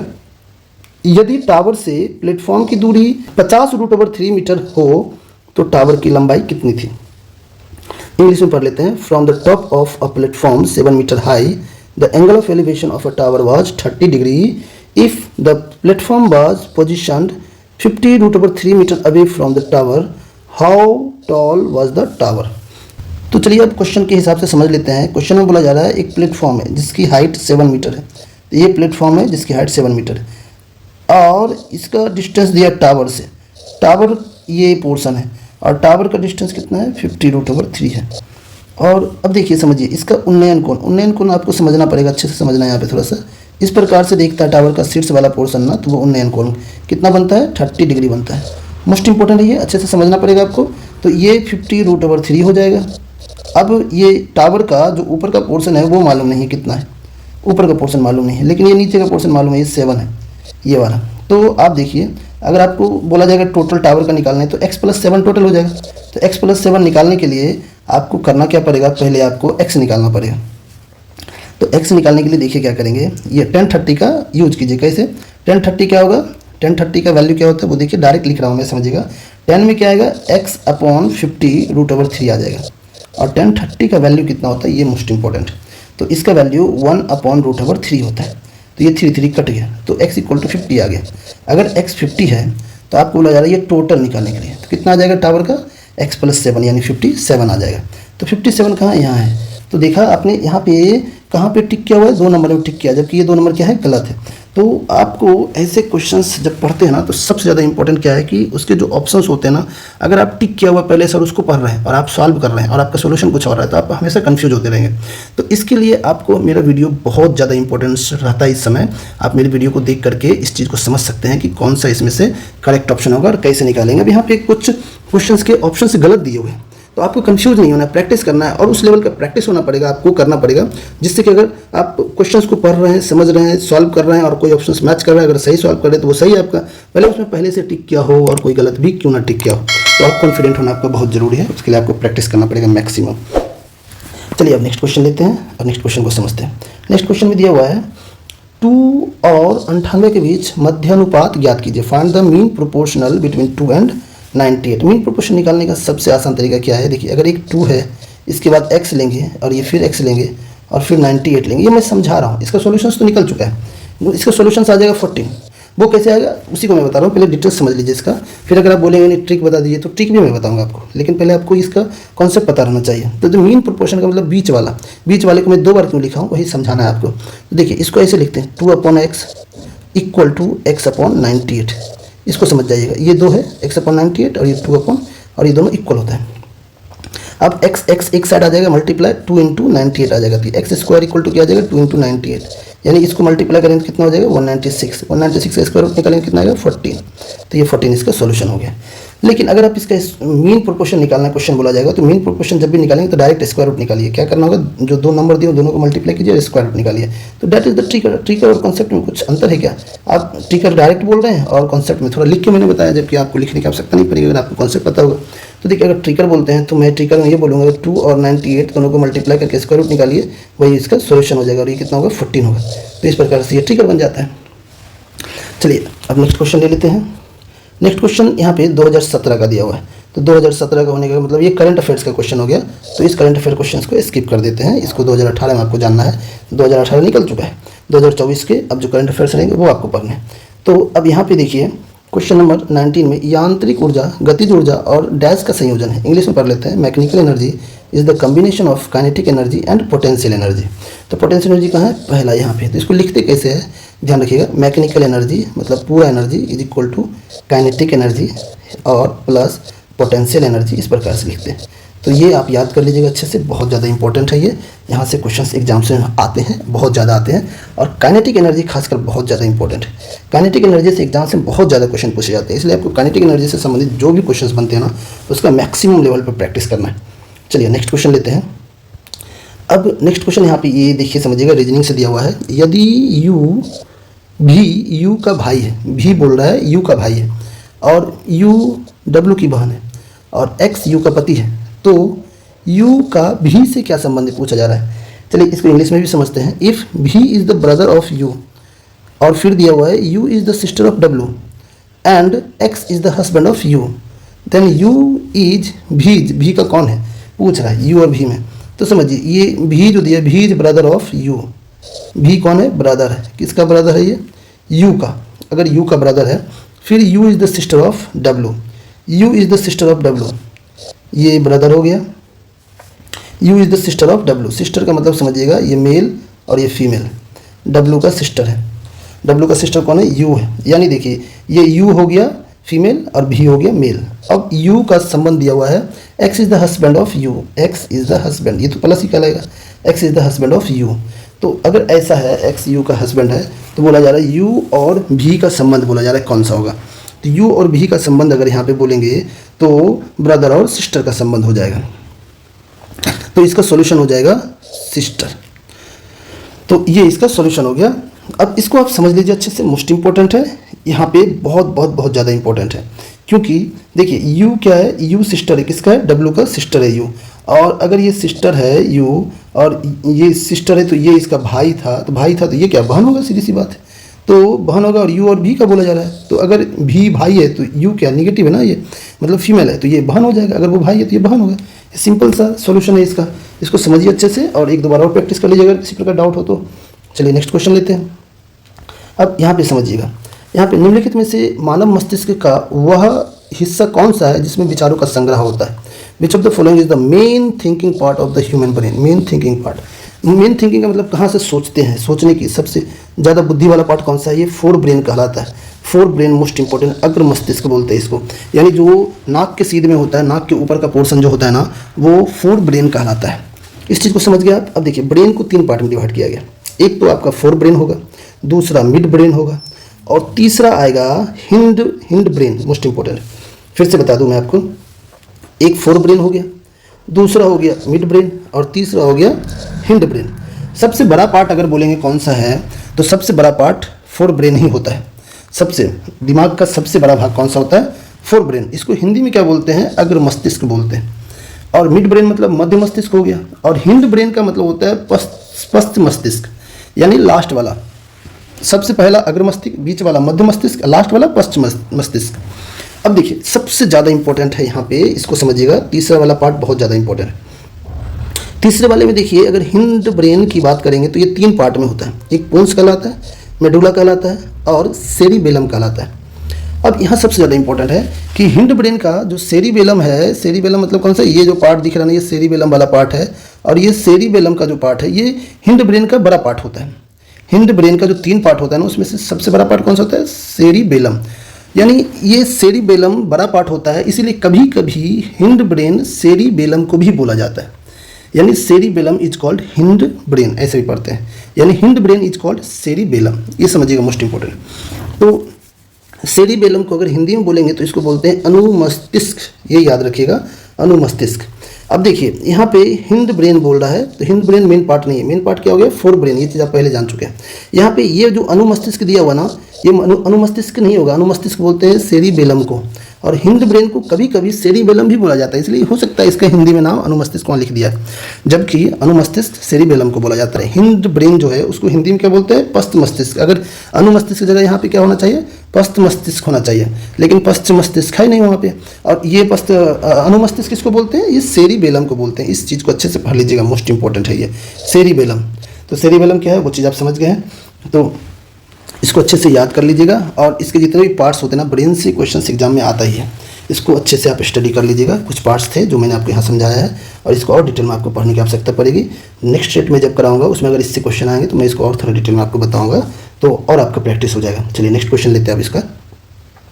नेक्स्ट क्वेश्चन में दिया हुआ है, उस विकल्प का चयन करें जो दी गई आकृति में त्रिभुजों की संख्या दर्शाता है। Select the option that represents the number of triangles in the given figure. Number of triangle पूछा जा रहा है, तो नंबर ऑफ ट्रायंगल देखिए कैसे निकालेंगे, कितने ट्रायंगल होंगे। ये देखिए पहला ट्रायंगल हो गया, ठीक है। अब दूसरा ट्रायंगल कौन सा हो गया, देखिए ये दूसरा ट्रायंगल हो गया, ठीक है। तीसरा ट्रायंगल देखिए कौन सा हो गया, ये तीसरा ट्रायंगल हो गया। तीसरा ट्रायंगल के बाद देखिए ये यहाँ बन गया 4, ये यहाँ बन गया 5, 5 हो गया। अब 5 के बाद एक यहाँ भी बन गया 6, समझते जाइएगा। 6 के बाद ये इसको मिला दीजिए 7, क्योंकि ये मिला हुआ है 7 के बाद देखिए ये इस प्रकार से यहाँ 8 कर दिया है, तो ये भी हो गया 8, ये टोटल 8 हो गया। लेकिन अगर आप देखेंगे अच्छे से तो ये वाला पोर्शन भी 1 है, और इसको क्या बोलेंगे आप, 9 बोलेंगे। लेकिन एक पोर्शन और बच जाएगा, वो कौन सा, ये वाला पोर्शन है, ये दोनों मिल करके 10, यानी टोटल कितने यहाँ पे, टोटल 10 ट्रायंगल। इसको अच्छे से प्रैक्टिस कर लीजिएगा आप। चलिए नेक्स्ट क्वेश्चन लेते हैं। अब यहाँ पे बोला जा रहा है, निम्नलिखित में से कौन से वैज्ञानिक ने 2 आवेशित कणों के बीच आकर्षण प्रतिकर्षण के बल को नियंत्रित करने वाला नियम दिया है। चलिए इसको इंग्लिश में पढ़ते हैं। Which of the following scientist gave the law that governs the force of attraction repulsion between 2 charge particle. तो चार्ज पार्टिकल का जो संबंध दिया है अट्रैक्शन रिपल्सन का, force of attraction repulsion between the 2 charge particles, वो यहाँ पे चार्ल्स कूलम ने दिया था, तो उसको बोलते हैं कूलम्स लॉ। कूलम्स लॉ के अनुसार ही पढ़ा जाता है चार्ज पार्टिकल्स का अट्रैक्शन रिपल्सन्स, यानी इससे एक फार्मूला प्रोड्यूस होता है, तो फार्मूला होता है। तो हम लोग बस इस चीज़ का फार्मूला आगे डिटेल्स में जाएंगे नहीं, जस्ट इसी को समझेंगे। इसको याद करने का तरीका जान लीजिए कैसे याद करेंगे। तो चूंकि चार्ज पार्टिकल की बात कर रहे हैं, तो चार्ज का मतलब हो गया क्या, coulomb, C for charge, C for coulomb होता है, ये याद कर लीजिएगा आप। तो कूलम अगर बोलेंगे तो कौन किए, चार्ज की बात करेंगे तो चार्ज का मतलब coulomb, C for charge, C for coulomb, ऐसे याद रखिएगा। कूलम से चार्ज का बात आएगा। तो कभी भी अगर चार्ज पार्टिकल की बात करते हैं तो चार्ज पार्टिकल के अगर बोलेंगे कि इसका लॉ किसने दिया है, law that govern the force of, scientist का नाम पूछेगा तो आप बोलेंगे यहाँ पे कूलम। कूलम याद रखिए, कूलम, ये मोस्ट इंपॉर्टेंट है। चलिए अब नेक्स्ट क्वेश्चन लेते हैं यहाँ पे। अब इस क्वेश्चन में स्क्वायर रूट बोला जा रहा है निकालने के लिए, वर्गमूल कितना होगा, the square root of this. अब देखिए इसके आप स्क्वायर रूट निकालने हैं, तो स्क्वायर रूट निकालने के 2 तरीके हैं। एक तो आप स्क्वायर रूट निकाल सकते हैं लॉन्ग मेथड से, और एक शॉर्ट तरीका है जो मैं बताऊंगा आपको, और एक है लॉन्ग डिवीजन मेथड। तो स्क्वायर रूट निकालने के तो 3-4 तरीके हो गए समझिए, लेकिन मैं आपको जो तरीका बताने जा रहा हूँ ना, ट्रिकर, इसकी मदद से इसको सॉल्व कीजिए, बहुत आसान होगा। तो इसमें क्या करना होगा वो समझिए। इसका ट्रिकर जो मैं बता रहा हूँ वो मोस्ट इंपॉर्टेंट है। मैं ट्रिक नहीं लिख करके ट्रिकर लिखता हूँ, ये ध्यान रखिएगा। तो अब इस क्वेश्चन में समझिएगा, देखिए क्वेश्चन में बस सॉल्व करना हमें क्या है, 24 ले लीजिए। और यहाँ पे देखिए ये यूनिट डिजिट इसका क्या है, सबका डिफरेंट, एक जैसा तो है ही नहीं। तो पहले जो मैं ट्रिगर बता रहा हूँ उस ट्रिगर से समझिए, उसके बाद फिर मैं एक और ट्रिगर बताऊँगा आपको सॉल्व करने का। तो चूंकि इसके 3-4 ट्रिगर है, आप किसी भी ट्रिगर का इस्तेमाल करके सॉल्व कर सकते हो। रेलवे में जो क्वेश्चन आता है वो ज़्यादा डिफिकल्ट नहीं आता है, किसी भी ट्रिगर का इस्तेमाल करेंगे सोल्यूशन आसानी से निकल जाएगा। लास्ट का 2 डिजिट पकड़ना है आपको, ये ध्यान रखिएगा। तो कितना है, 24 है। अब कौन सा ऐसा नंबर है जिसके स्क्वायर में 24 लास्ट में आता है, तो वो है 324। तो 324 यानी 324 किसका आता है, तो 324 18 का स्क्वायर आता है 324। तो 18 का स्क्वायर, तो ये समझ गए, इसका मतलब इसका यूनिट डिजिट क्या आएगा, 8 आएगा, 8। तो 8 किस में है, ऑप्शन बी में। तो ये चीज़ समझ गए आप, देखिए कितना आसानी से सॉल्व कर लिए। अब चलिए इसी क्वेश्चन को समझते हैं हम लोग, और यहाँ पे ये चीज़ जानते हैं कि अब दूसरा कौन सा तरीका है ट्रिगर स्क्वायर निकालने का। तो दूसरा ट्रिगर समझ लीजिए यहाँ से, मोस्ट इंपॉर्टेंट। क्वेश्चन में क्या कीजिए, देखिए क्वेश्चन में एक काम कीजिए कि ये 64 दिया, 68 दिया, 66 दिया, 72 दिया ना, तो 65 ले लीजिए, 65, और 65 की मदद से आप इसको सॉल्व कर लीजिए। तो यहाँ पे ट्रिगर जो है वो 65 हेल्प करेगा। 65 का स्क्वायर निकाल लीजिए। तो 65 का स्क्वायर निकालना बहुत ही आसान है, 25 आ जाता है, और 36 और ये 42 आ जाता है। ये इसका भी तरीका होता है मल्टीप्लाई करके शॉर्टकट में निकालने का। तो ये 42 यानी 4225, लेकिन ये दिया हुआ कितना, 4225 से ज़्यादा है ना, यानी 65 से ज़्यादा आंसर होगा। 65 से ज़्यादा क्या हो सकता है, ये तो होगा नहीं, और 65 से इस 3 में होगा। अब ये 7 होता है, 70 का करेंगे 49, यानी ज़्यादा हो जाएगा, ये तो संभव है नहीं। तो पहला ऑप्शन गलत हो गया और तीसरा ऑप्शन भी गलत हो गया। अब 2 और 4 में निकालना है। तो 2 और 4 में देखिए कौन सा होगा। अब 2 और 4 में इसमें से कौन सा होगा, अगर 42-25 बोलेंगे 65 का है, तो 66 का थोड़ा सा ही ज़्यादा होगा। और आपको 66 से मतलब नहीं, आप यूनिट डिजिट मिला सकते हैं। यूनिट डिजिट कैसे मिलाएंगे, देखिए 8 को अगर लेंगे, 8 64, लास्ट में 4 आ रहा है, जबकि 6 is 36, लास्ट में 6 आता है, तो ये तो होगा ही नहीं, तो ये तो गलत हो गया। तो ये दूसरा ऑप्शन इसका करेक्ट ऑप्शन हो जाएगा। तो अभी मैंने जो बताया ना उसको अच्छे से समझ लीजिएगा। अगर ये चीज़ समझ लेते हैं तो इससे भी आसानी से निकाल पाते हैं। लेकिन सबसे आसान तरीका और अच्छा तरीका क्या था, ये वाला जो मैंने आपको पहले बताया, तो उसको आप स्टडी अच्छे से कर लीजिए, समझ लीजिए। चलिए नेक्स्ट क्वेश्चन लेते हैं। इस क्वेश्चन में दिया हुआ है रिक्त स्थान में सबसे उपयुक्त विकल्प भरने बोला जा रहा है, और यहाँ पे ध्वनि की पिच इसके डैश पर निर्भर करती है। Fill in the blank with the most appropriate option. The pitch of a sound depends on its, किस पे डिपेंड करता है, ये फ्रीक्वेंसी पे डिपेंड करता है। इसको याद कर लीजिएगा, बहुत ज़्यादा इंपॉर्टेंट है। देखिए अगर इस प्रकार से एक लेंथ फिक्स कर लिया, ये देखिए ये यहाँ से यहाँ तक ही लिया मैंने, बस ये चीज़ समझिएगा। और इसी पे अगर आप ऐसे कर दे रहे हैं, इस प्रकार से कर रहे हैं, तो इसमें चूंकि ये देखिए कितना बार हुआ, ये यहाँ से लेकर के यहाँ 1 और फिर यहाँ से लेकर के यहाँ तक 2, यानी इसकी फ्रीक्वेंसी 2f है, ज़्यादा नहीं है। अब अगर मैं इसमें बढ़ा दूँ 1 2 3 4 5, तो इसकी इस प्रकार से करेंगे तो 1 2 3 4 और 5 यानी 5f। जिसका फ्रीक्वेंसी ज़्यादा है उसी का ध्यान रखना है, पिच ज़्यादा होगा। तो पिच डायरेक्टली प्रोपोर्शनल होगा किसका, फ्रीक्वेंसी का। तो इसका पिच बोलेंगे ज़्यादा है और इसका पिच कम होगा। आप ये चीज़ समझ गए, ज़्यादा फ्रीक्वेंसी होगा तो पिच ज़्यादा कहलाएगा। तो फ्रीक्वेंसी और पिच पे क्या संबंध है, pitch is directly proportional to frequency, ये याद रखिएगा, मोस्ट इंपॉर्टेंट है। और अच्छे से याद कर लीजिएगा, यहाँ से क्वेश्चन बहुत आता है एग्जाम में। नेक्स्ट क्वेश्चन लेते हैं। नेक्स्ट क्वेश्चन में यहाँ पे क्वेश्चन में भारतीय डाक एक्सचेंज के बारे में बोला जा रहा है, और ये 2018 का करंट अफेयर से संबंधित था, तो इसको हटा देते हैं। लेकिन अगर इसका सोल्यूशन की बात करेंगे तो इसको आप याद कर लीजिएगा, इसका सोल्यूशन हो जाएगा ऑप्शन 3 है इसका सोल्यूशन, नेशनल स्टॉक एक्सचेंज। चलिए नेक्स्ट क्वेश्चन लेते हैं। अब इस क्वेश्चन में देखिए, इसको समझिएगा, इसको सॉल्व करना बहुत इंपॉर्टेंट है, और बहुत थोड़ा ये ध्यान रखिएगा टाइम एंड वर्क से संबंधित है, और ऐसे क्वेश्चन थोड़ा पेचीदा होते हैं। लेकिन जो मैं तरीका बताने वाला हूँ ना, उससे अगर सॉल्व करेंगे तो पेचीदा क्वेश्चंस को भी आसानी से सॉल्व कर पाएंगे। बट इसमें मैं आपको हमेशा बोलता हूँ कि एक इक्वेशन फॉर्म करना है। अब देखिए इक्वेशन कैसे फॉर्म करेंगे उसको समझ लेते हैं। देखिए क्वेश्चन को पहले पढ़ लेते हैं। पाइप ए बी एंड सी एक खाली टंकी से जुड़े हुए हैं। पहले दो पाइप क्रमशः 4 और 10 घंटे में टंकी को भर सकते हैं, जबकि भरी हुई टंकी को तीसरे पाइप द्वारा 6 घंटे में खाली कर दिया जाता है। यदि सभी 3 पाइप टंकी का 3/5 भाग भरा होने पर एक साथ खोले जाते हैं तो टंकी को भरने के लिए कितने घंटे लगेंगे। इसी प्रकार इंग्लिश में भी पढ़ सकते हैं आप। तो चलिए हिंदी से इसको सॉल्व करते हैं, आप इंग्लिश से पढ़ के इंग्लिश से सॉल्व कर लीजिएगा। क्वेश्चन में तीनों का दिया हुआ है, एक साथ काम करने की बात कर रहा है। ये पहला पाइप देखिएगा, समझिएगा, मोस्ट इंपॉर्टेंट, ए बी, और ये ऐड कर रहा है, ये भी ऐड कर रहा है, लेकिन घटा कौन रहा है, सी, और तीनों मिलकर कौन सा काम करे, एक काम नहीं करेगा। क्वेश्चन में कितना काम बोल रहा है, 3/5 भाग भरा होने पर एक साथ, मतलब 3/5 भाग पहले से भरा हुआ है, तो काम कितना करना है, 2/5 काम करना है मात्र। यही चीज़ समझना, ये बहुत ज़्यादा जरूरी है। अगर ये चीज़ समझ जा रहे हैं तो सोल्यूशन आपका निकालना बहुत ही आसान हो जाएगा। 2/5 में अभी बाद में लिखूंगा, तो ये चीज़ समझिएगा, अभी लिखने वाला हूँ मैं। तो यहाँ पे एक चीज़ देख लीजिए कि ए का कितना दिया हुआ है, इक्वेशन में बना रहा हूँ, इस इक्वेशन को समझिए। ए 4 घंटे में करता है, बी कितने घंटे में करता है, 10 घंटे में करता है, और सी कितने घंटे में करता है, चूँकि ये खाली करता है तो माइनस करेंगे इसको। सी 6 घंटे में खाली कर सकता है, दिया हुआ है। अब ये तीनों एक साथ करेगा और कितना, 2/5। क्यों 3/5, 3/5 दिया है जो भरा हुआ है ऑलरेडी, तो बचा कितना, 2/5। क्यों 5 का 3 भाग ऑलरेडी भरा हुआ है, तो बच गया कितना, 2 भाग ही बचा हुआ है 5 का। ये समझना बहुत ज़रूरी है, कितना भाग बच गया, 2 भाग बच गया, तो 2/5 बच गया। अब देखिए, अब सभी काम करते हैं एक साथ, तो अगर ये कितना समय ले रहा है, पता नहीं कितना समय काम कर रहा है, तीनों एक साथ कर रहा है एक ही समय के लिए।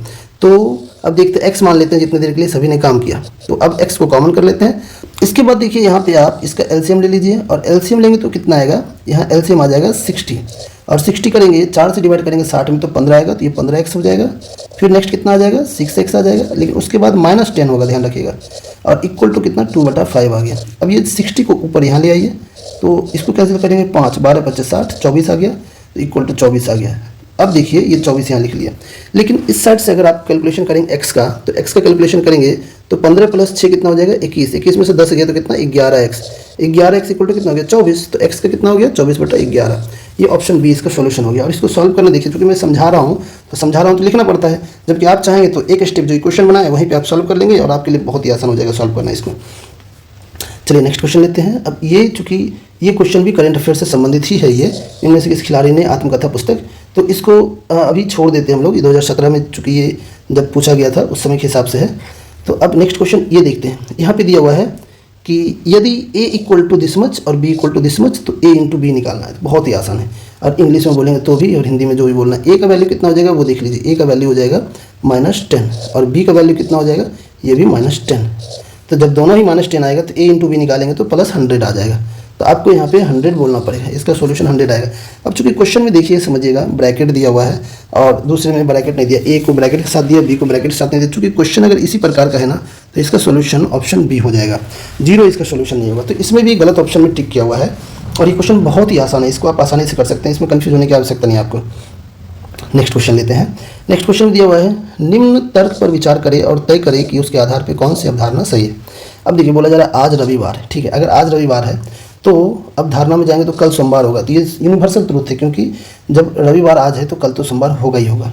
लेकिन ये पहला वाला सही है। दूसरे में बोला जा रहा है आज अवकाश है, लेकिन रविवार आज होने का मतलब ये नहीं होता है कि अवकाश होगा, क्योंकि अवकाश सभी जगह नहीं होता है। स्कूल में कुछ स्कूल में अवकाश होते रविवार का, कुछ ऑफिस में अवकाश होते रविवार का, लेकिन सभी के लिए अवकाश नहीं होता रविवार। तो क्वेश्चन में ये आज रविवार तो बोला गया, लेकिन अवकाश का दिन है ऐसा कुछ नहीं बोला गया, तो ये अवधारणा गलत आ जाएगा। ये चीज़ समझना आपको बहुत ज़रूरी है। तो यहाँ पे अगर बोलेंगे ना तो एक ओनली ए बोलेंगे, सॉल्यूशन हो जाएगा, तो इसका हो जाएगा सॉल्यूशन ओनली एजम्पशन 1 हो जाएगा। तो ओनली एजम्पशन 1 इसका बोल देते हैं, सॉल्यूशन है ये ओनली एजम्पशन 1 फॉलोज, यानी दूसरा ऑप्शन इसका करेक्ट आंसर हो गया। चलिए अब नेक्स्ट क्वेश्चन लेते हैं।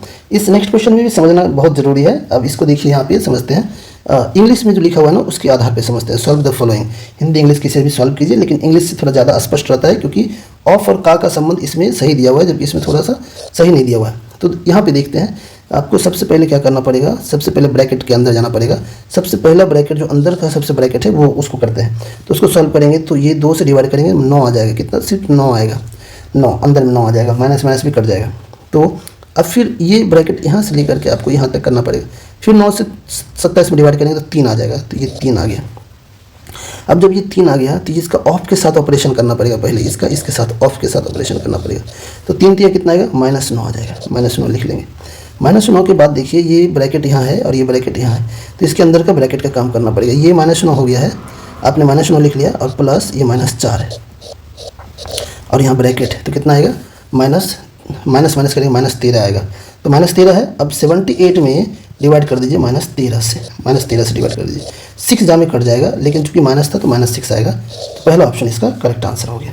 चलिए अब नेक्स्ट क्वेश्चन लेते हैं। नेक्स्ट क्वेश्चन में देखिए यहाँ पे दिया हुआ है, दिए गए वक्तव्यों को सच मानकर चले और यह तय करें कि कौन से निष्कर्ष वक्तव्यों का तर्कसंगत रूप से अनुसरण करता है।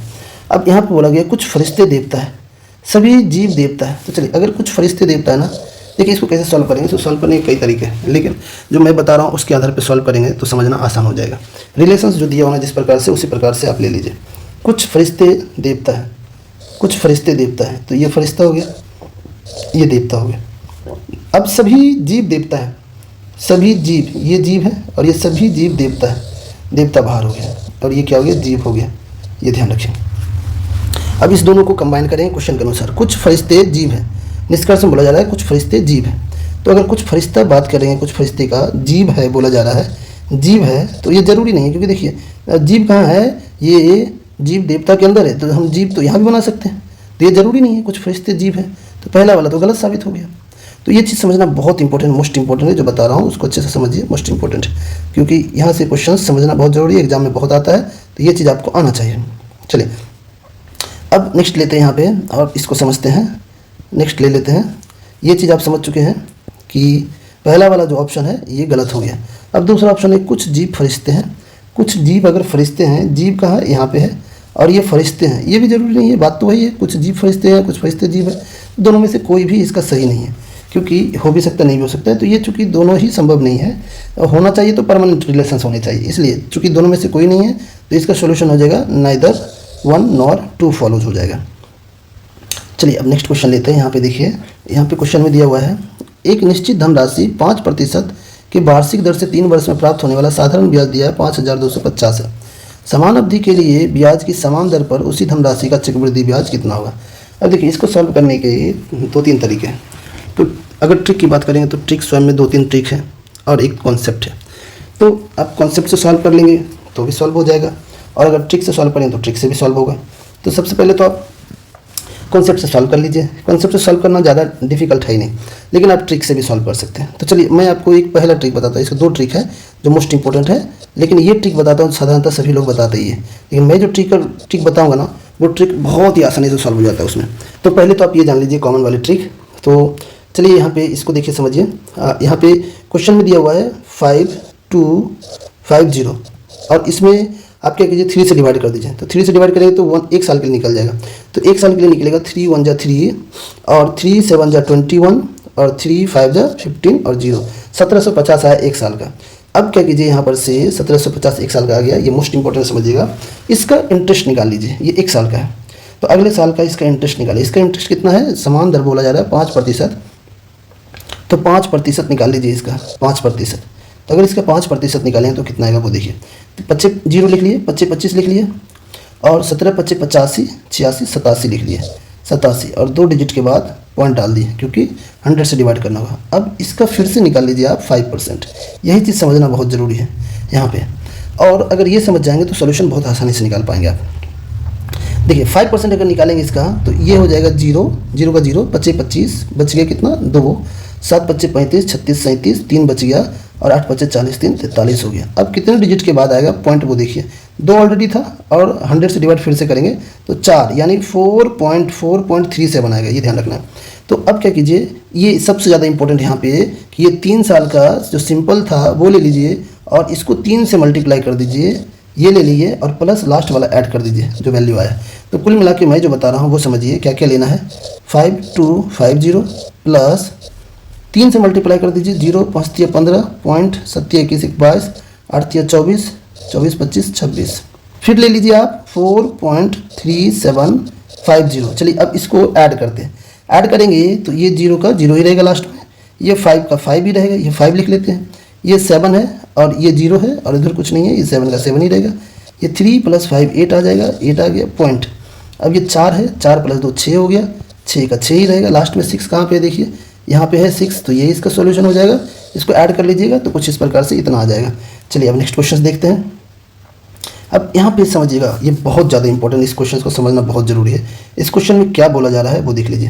क्वेश्चन में बोला जा रहा है कि H2O2 + Cl2 gives 2HCl + O2। अब क्रिया में H2O2 किसके रूप में कार्य करता है।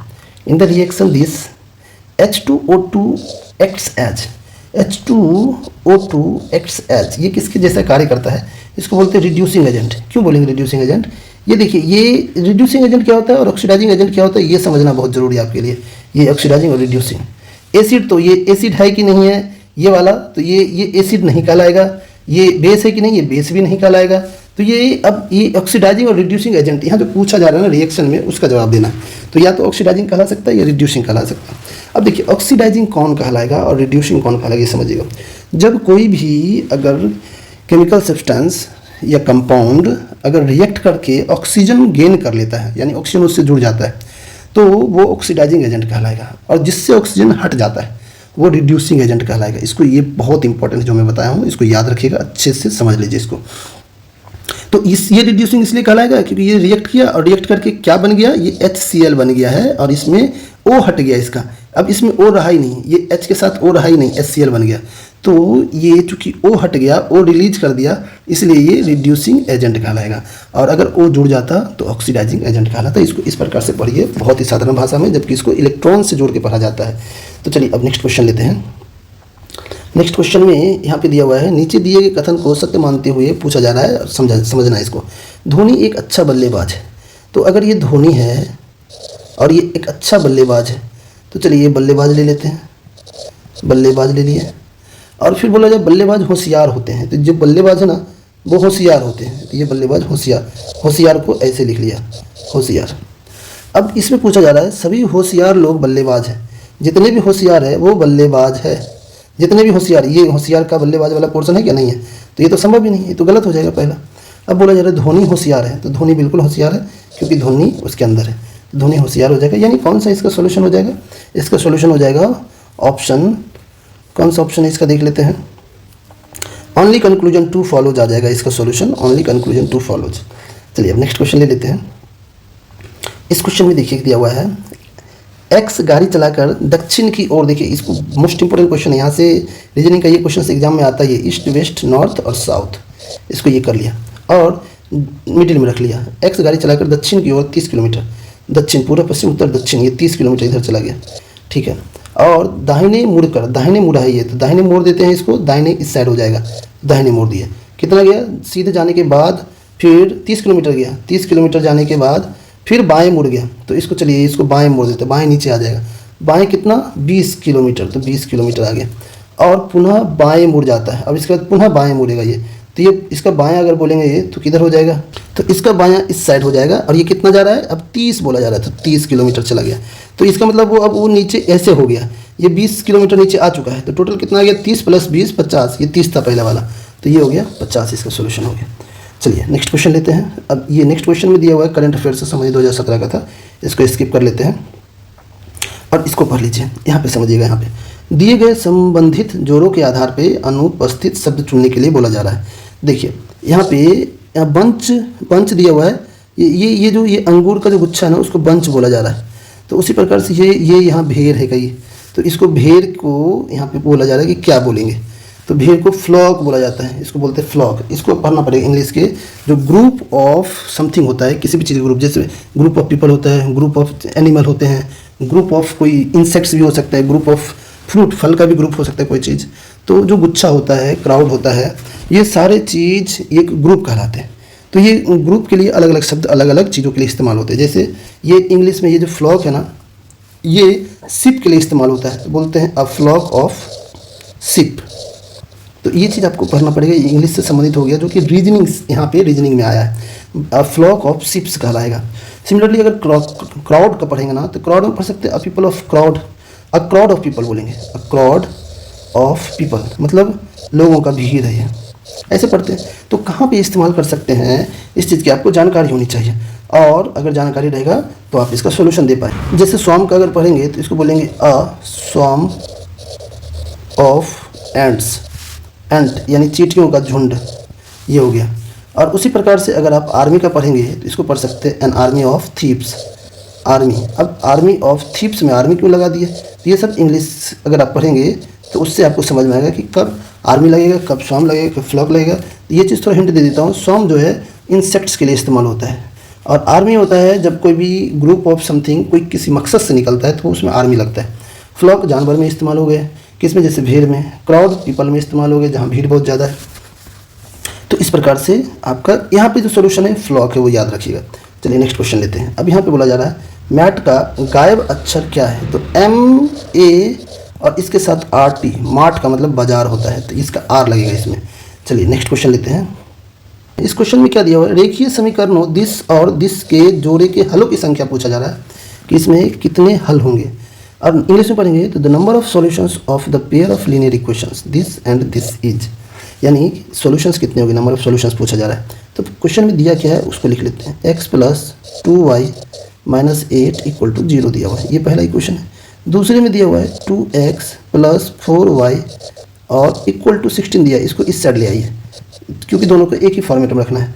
तो एक ही फॉर्मेट में रखिए, दोनों में इक्वल के बाद रख सकते हैं नंबर को या दोनों में इक्वल के पहले रख सकते हैं, जैसा कि मैंने अभी लिखा है। तो इस चीज़ को याद रखिए, ऐसे लिख लीजिए।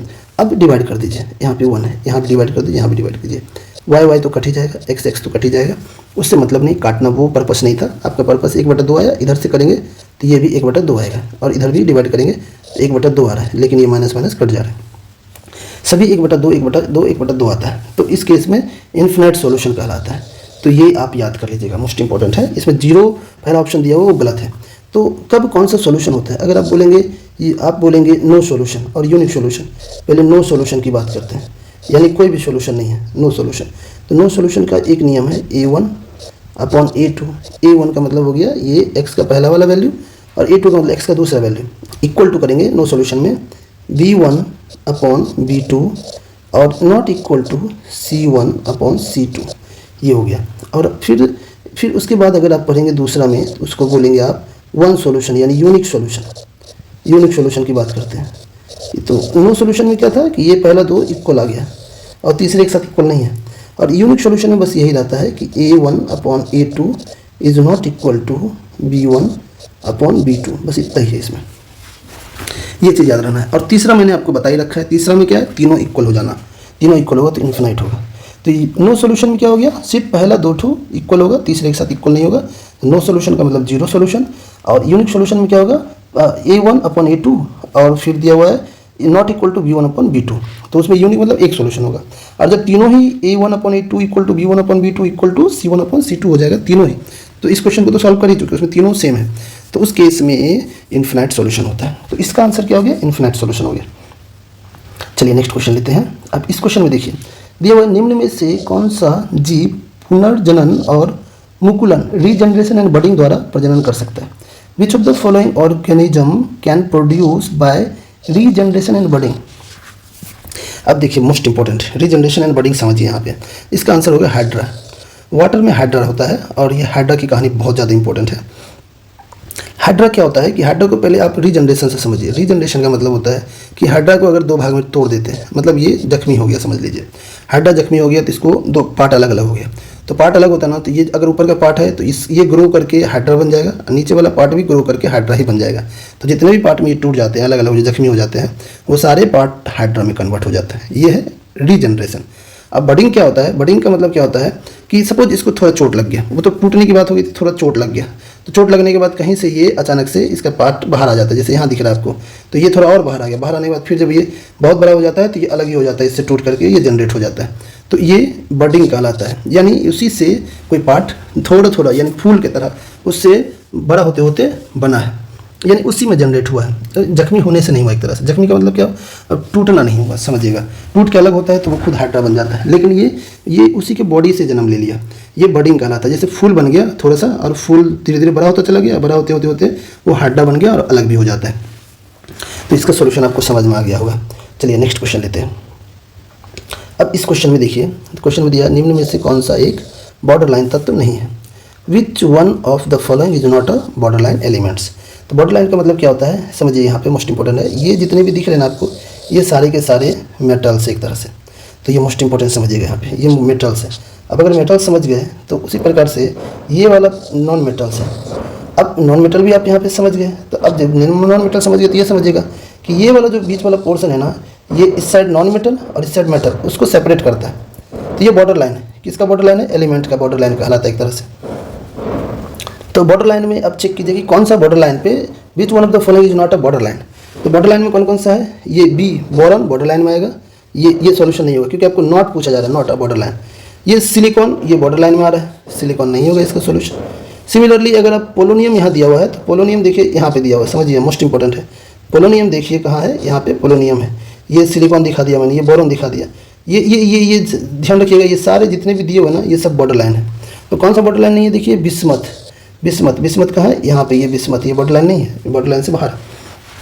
इसको आप याद कर लीजिएगा, मोस्ट इंपॉर्टेंट है। पीरियोडिक टेबल से एक क्वेश्चंस के आने की संभावना हमेशा रहती है। तो आपको पीरियोडिक टेबल के जितने भी पॉसिबल क्वेश्चंस बनते हैं ना उन सभी को आपको याद कर लेना है, प्रैक्टिस कर लेना है और इससे मैक्सिमम क्वेश्चंस आपको पढ़ना है, जिससे कि अगर पीरियोडिक टेबल से क्वेश्चन पूछा जाता है तो आप सॉल्व कर पाएंगे। और मैं जब भी आपको जो भी सेट्स कराऊंगा ना उन सभी सेट्स में अगर पीरियोडिक टेबल की क्वेश्चंस आएगी तो वो सभी मैं बताऊंगा, तो उन सभी को प्रैक्टिस कर लीजिएगा अच्छे से, बहुत ही आसान हो जाएगा आपके लिए एग्जाम्स को क्रैक कर पाना। तो ये बॉर्डर लाइन समझ गए होंगे, बॉर्डर लाइन एलिमेंट, इसको मैंने आपको समझा दिया। चलिए अब नेक्स्ट क्वेश्चन लेते हैं। नेक्स्ट क्वेश्चन में देखिए यहाँ पे दिया हुआ है, महासागरों में मौजूद शैवालों की विशाल मात्रा किसका अंतहीन स्रोत उत्पन्न कर सकती है। तो वाटर में जो शैवाल उपस्थित होते हैं ना, शैवाल मीथेन का स्रोत होता है, वो मीथेन की मात्रा प्रोड्यूस कर सकता है, इसको याद कर लीजिएगा, बहुत ज़्यादा इंपॉर्टेंट है ये। नेक्स्ट क्वेश्चन में देखिए यहाँ पे प्रश्न चिन्ह की जगह सही आकृति का चयन करने बोल रहा है। अब देखिए यहाँ पे अगर आप, ये मोस्ट इंपॉर्टेंट है, समझिएगा अच्छे से। यहाँ पे इसको और इसको देखिए, कॉमन कौन सा दिख रहा है, ये वाला पार्ट कॉमन है, ये और ये, इस दोनों को अगर आप जोड़ देंगे ना, इस दोनों को, तो इसमें से कॉमन वाला पार्ट ये और ये हटा दिया है और बना दिया है यहाँ पे कॉमन पार्ट हटा के। तो कॉमन पार्ट अगर हटा दीजिए आप, देखिए समझिएगा, कॉमन पार्ट आपने हटा दिया तो एक ये वाला हो गया, ये यहाँ लिख दिया, और एक ये वाला है ये यहाँ कर दिया है। तो देखिए समझना आसान है आपके लिए। अब इसमें देखिए कॉमन पार्ट कौन सा है, अब इसमें देखिए ये वाला यहाँ पे और ये जो यहाँ दिया हुआ है इसमें और इसमें ये कॉमन है, और ये वाला पोर्शन, ये सीधा पोर्शन और ये सीधा पोर्शन है, दोनों मिल करके ऊपर नीचे बन गया। सिमिलरली अगर आप इसमें चेक करते हैं तो इसमें देखिए कॉमन पार्ट कौन सा है, ये जो यहाँ दिख रहा है ना ऊपर से नीचे तक, ये कॉमन है, ये कॉमन है। तो इसको अगर छोड़ देंगे तो क्या क्या बच गया यहाँ पे, एक तो ऐसे लाइन खींच रहा है, ये लाइन ऐसे खींच गया है, और फिर इसी का इस साइड भी लाइन खींचा हुआ तो यहाँ भी खींच देंगे आप। सिमिलरली इसका देखिए ऊपर की तरफ गया है तो आप यहाँ ऊपर की तरफ ले लेंगे आप, और इसमें नीचे की तरफ है तो नीचे की तरफ ले लेंगे। तो इस प्रकार की आकृति देख लीजिए कहाँ पे है, तो इस प्रकार की आकृति ऑप्शन सी में है, तो ऑप्शन सी इसका सॉल्यूशन हो जाएगा। तो ये इसका सॉल्यूशन हो गया। चलिए अब नेक्स्ट क्वेश्चन लेते हैं, और इस क्वेश्चन में अगर बात करें तो ये 2017 के करंट अफेयर्स का क्वेश्चन है, तो इसको सॉल्व करने की आवश्यकता है नहीं। अब यहाँ पे देखिए इस क्वेश्चन में ये इस प्रकार से दिया हुआ है, और ऐसा सेट जो किसी समूह के संबंध नहीं रखता है, the set that does not belong to the group, यानी देखना कौन सा सही है कौन सा गलत है। अगर आप देखेंगे पहला सेट की बात कर लेते हैं, यहाँ पे 2 + 14 कितना 16 हो जाएगा, फिर 3 + 21 24 हो जाएगा, और 56 में से अगर 8 जोड़ देंगे तो 64 हो जाएगा, जबकि 35 में से 5 जोड़ेंगे तो 40 ही होता है, 41 नहीं होता है। तो इसका ये सॉल्यूशन हो गया। नेक्स्ट क्वेश्चन लेते हैं, यहाँ पे दिया हुआ है, निम्नलिखित में से कौन सा एक धनायन है, विच one of the following is a cation. Cation पूछा जा रहा है, तो केटायन इसमें से कौन सा है, ये हाइड्रोक्साइड है। हाइड्रोक्साइड को कैसे लिखते हैं, OH नेगेटिव, ये लिखते हैं जो यहाँ मैंने पहले दे रखा है। नाइट्रेट को क्या लिखते हैं, इसको लिखते हैं NO3 और ये माइनस होता है, ये नाइट्रेट इसको मैंने यहाँ लिख रखा है। फिर अमोनियम में क्या होता है, प्लस आता है NH4+, तो ये केटायन कहलाता है। कार्बोनेट में भी माइनस आता है CO3 और 2 माइनस यहाँ लिखते हैं, तो ये केटायन कौन सा है, बस एक ही है केटायन। अब इस सब का फॉर्मूला मालूम होना चाहिए आपको, तभी आप केटायन और अनायन के बारे में बोल पाएंगे, कौन सा अनायन है कौन सा केटायन है। तो इस प्रकार के जो भी फार्मूलाज होते हैं केमिस्ट्री में, तो केमिकल कंपाउंड जो भी होते हैं उन सभी को आपको मैक्सिमम याद करना पड़ेगा, जो एग्जाम्स में पूछे जाते हैं, जो ज़्यादातर एग्जाम्स में आते हैं। तो प्रैक्टिस करने पड़ेंगे ऐसे क्वेश्चंस को, ऐसे क्वेश्चंस को ज़्यादा से ज़्यादा याद करना है आपको, जिससे कि सॉल्व करना आसान हो जाए क्वेश्चन अगर इस प्रकार का आएगा। चलिए अब नेक्स्ट क्वेश्चन लेते हैं। यहाँ पे देखिए इस क्वेश्चन में दिया हुआ है, एक लंबवृत्तीय शंकु जिसके आधार की त्रिज्या उसकी ऊंचाई के बराबर है का आयतन एक अर्धगोले के आयतन के बराबर है। शंकु तथा अर्धगोले की त्रिज्याओं का अनुपात क्या है। चलिए इंग्लिश में पढ़ते हैं। The volume of a right circular cone with a base radius the same as its altitude and the volume of a hemisphere are equal. The ratio of radii of the cone and the hemisphere. तो देखिए volume बोल रहा equal है। चलिए अब कोन का formula क्या होता है, 1/3 पाई r स्क्वायर, इसका r1 मान लेते हैं कोन का, और इंटू हाइट भी रेडियस के बराबर है, r1 ही लिख देते हैं। तो 2/3 लिख देंगे volume of hemisphere into pi और r स्क्वायर, इसका r2 लिख लेते हैं, और ये क्यूब में आएगा। तो अब कैंसिल करेंगे तो ये 3 कैंसिल हो जाएगा और पाई भी कैंसिल हो जाएगा। तो यहाँ से क्या होगा, आपका r1 का क्यूब आ जाएगा इस साइड और अपॉन r2 का क्यूब आ जाएगा, ये नीचे चला जाएगा उस साइड, और इक्वल टू क्या आ जाएगा, यहाँ 2 है और अपॉन 1 है। तो ये तो बहुत ही आसान हो गया, क्यूब रूट निकालना पड़ेगा। तो R1 अपॉन R2 अगर बोलेंगे तो क्यूब रूट निकाल लीजिए, यानी 2 अपॉन 1 का क्यूब रूट। क्यूब रूट कौन सा हो जाएगा, ऑप्शन 3 इसका सोल्यूशन हो जाएगा। चलिए नेक्स्ट क्वेश्चन लेते हैं। अब यहाँ पे समझिएगा, नेक्स्ट क्वेश्चन में दिया हुआ है, ये यहाँ 12% दिया हुआ है, यहाँ 8% दिया है, यहाँ 10% दिया है। आपको अगर दिखने में दिक्कत हो रही होगी तो इसके पहले भी मैंने वीडियो बनाया है और उसमें भी मैंने बताया है, यहाँ भी मैं आपको बता देता हूँ। कई बार क्या होती है कि अगर आपको विजिबिलिटी सही नहीं दिखती है, समझ में नहीं आता है, तो आप यूट्यूब का सेटिंग में चले जाए, जहाँ आप देख रहे हैं ना उसी के स्क्रीन में ही टॉप राइट कॉर्नर में सेटिंग रहता है, उस पर क्लिक कर ले। क्लिक करने के बाद एडवांस ऑप्शन में चले जाए, वहाँ से आप इसका क्वालिटी बढ़ा सकते हैं और आप स्क्रीन का ब्राइटनेस बढ़ा के देखिए तो आपको स्पष्ट दिखेगा। और तो कुछ क्वेश्चंस हो सकते हैं 1-2 जिसमें दिखने में दिक्कत हो आपको, तो बड़े स्क्रीन पे देखेंगे तो दिक्कत नहीं होगी, छोटे स्क्रीन पे दिक्कत होती है। तो चूँकि इस चीज़ को आपको समझना है और जो मैंने अभी बोला है उसके आधार पे करेंगे तो आपका देखने में दिक्कत नहीं होगी, समझने में दिक्कत नहीं होगी। एक तो ब्राइटनेस बढ़ा लीजिए और एक क्वालिटी बढ़ा लीजिए यूट्यूब के सेटिंग में जा करके। ये 3% दिया है, ये 5 दिया हुआ है, ये 7 दिया हुआ है, ये 25 दिया हुआ है, ये 20 दिया हुआ है और ये 10 दिया हुआ है। तो इस प्रकार से क्वेश्चन क्या बोला जा रहा है, चलिए यहाँ पे देखते हैं। यदि 2009 में मोटरसाइकिलों की रंग के अनुसार दी गई कुल बिक्री 10,000 थी तो हरे रंग की तुलना में पीले रंग की मोटरसाइकिल कितनी अधिक बेची गई। अब देखिए, हरे की तुलना में पीले रंग बोला जा रहा है, तो हरा और पीला समझिए। पीला कौन सा है, ये पीला है, ये येलो लिखा हुआ है, और ग्रीन हरा बोला जा रहा है। ग्रीन कहाँ है, यहाँ पे है, देखिएगा। तो अगर ये ग्रीन है 8% वाला और येलो है 10% वाला, तो 10 में से 8 माइनस करेंगे 2%, तो 2% निकाल लीजिए। किसका 2% निकालना है, 10,000 का 2% निकालेंगे। तो ये बहुत ही आसान है, 2 जीरो काट देंगे तो 200 आ जाएगा, तो इसका सोल्यूशन हो जाएगा 200। तो बहुत ही आसान क्वेश्चन था। तो इसका ऑप्शन देख लेते कौन सा है, इसका ऑप्शन पहला ऑप्शन इसका सोल्यूशन हो गया। नेक्स्ट क्वेश्चन लेते हैं। इस क्वेश्चन में देखिए, यहाँ पे दिया हुआ है सूर्या रम्या की तुलना में 3 गुना तेजी से काम करता है और किसी काम को पूरा करने में रम्या द्वारा लिए जाने वाले दिनों की तुलना में 40 दिन कम लेता है। यदि वे मिलकर काम करते हैं तो कितने दिनों में पूरा काम समाप्त हो जाएगा। अब यहाँ समझना बहुत ज़रूरी है, सूर्या और रम्या। सूर्या को S लिख लेते हैं, रम्या को R लिख लेते हैं। अब ये रेशियो समझिएगा। अब रेशियो क्या है, 3 गुना तेज़ी से काम करता है। कौन, सूर्या रम्या की तुलना में 3 गुना तेज़ी से काम करता है। यानी अगर इसको ऐसे समझिए, अगर रम्या को 3 गुना समय लग रहा है तो सूर्या को बस 1 ही गुना समय लगेगा। यानी ये टाइम के रिस्पेक्ट में निकाले, ये समझना बहुत ज़रूरी है। ये अगर समझ जाएंगे तो सोल्यूशन बहुत आसानी से निकल जाएगा। अब देखिए, इसको अलग अलग कर लीजिए। ये कितना हो जाएगा, 3x, रम्या को 3x समय लग रहा है और सूर्या को 1x लग रहा है, और दोनों का डिफरेंस दिया हुआ 40, तो 40 ले लिए। तो x का वैल्यू निकालेंगे ना तो 20 आ जाएगा। x अगर 20 आ गया तो बोला जा रहा है दोनों मिलकर एक साथ काम करेगा। तो देखिए, इसका सोल्यूशन दोनों अगर एक साथ निकालेंगे तो आपको क्या करना होगा, पहले वाले का अगर बोलेंगे तो ये एक सूर्या हो गया और ये रम्या हो गया। सूर्या को अगर 20 दिन लग रहा है तो रम्या को कितना लगेगा, 60 दिन लगेगा। टुगेदर काम करना होता है ना, तो इस प्रकार से इसका ट्रिकर इस्तेमाल कीजिए, फटाफट सॉल्व कीजिए। और ये जो मैंने नीचे लिखा ना, इस प्रकार से इसे लिखने की आवश्यकता नहीं पड़ेगी आपको ध्यान रखना है कि आपको डायरेक्ट यहाँ 80 लिखना है। 60 + 20 80, तो 80 लिख देते हैं यहाँ पे, और 80 में काट दीजिए, कैंसिल कीजिए, 4 से काटेंगे तो 15, तो इसका सोल्यूशन 15 हो जाएगा। तो प्रैक्टिस कीजिए ऐसे क्वेश्चंस को मैक्सिमम और सॉल्व कीजिए, ट्रिकर का इस्तेमाल कीजिए। चलिए नेक्स्ट क्वेश्चन लेते हैं। इस क्वेश्चन को देखिए, इसमें पूछा गया what are transition element. Transition element कौन सा है, तो देखिए ट्रांजिशन एलिमेंट अगर इस स्क्रीन में देखेंगे, ये जितने भी है ना, ये ट्रांजिशन एलिमेंट कहलाते हैं। और यहाँ पे जो दिया हुआ है वो इनर ट्रांजिशन कहलाते हैं ये वाले। अब इसमें से ट्रांजिशन में क्या होता है, बोला जा रहा है element which possesses properties of both metal and non metal. ये गलत बोल रहा है क्योंकि ये मेटल होता है, ये ट्रांजिशन मेटल कहलाता है। They have 8 electrons in the outermost shell. 8 electrons नहीं होता है इसमें, इलेक्ट्रॉन की संख्या 8 नहीं होती है। अब नेक्स्ट दिया हुआ है elements whose 3 outermost shells are incomplete. ये गलत है क्योंकि इसके 2 आउटरमोस्ट शेल जो होते हैं वो इनकम्प्लीट होते हैं। तो इसका ऑप्शन हो जाएगा 4 ऑप्शन इसका सही हो जाएगा, 4th ऑप्शन इसका आंसर हो गया। चलिए नेक्स्ट क्वेश्चन लेते हैं। यहाँ पे दिया हुआ है एक मिश्र धातु जिसका एक उदाहरण है N alloy is an example of. Alloy का एग्जाम्पल यहाँ पे कौन सा है, ये ठोस सॉल्यूशंस ही एलॉय होता है। कभी भी ये मिक्सचर जो है लिक्विड के लिए, ये भी कोलोइडल सॉल्यूशन लिक्विड के लिए, इमल्सन भी लिक्विड के लिए, तो ठोस होना चाहिए, ठोस। तो सॉलिड सॉल्यूशन जो है वो एलॉय होता है। नेक्स्ट क्वेश्चन लेते हैं यहाँ पे। अब इसमें क्या निकालना है वो देखिए। इस क्वेश्चन में बोला जा रहा है निम्नलिखित उत्तर चित्रों में से कौन सा समस्या चित्र का सही जल प्रतिबिंब है।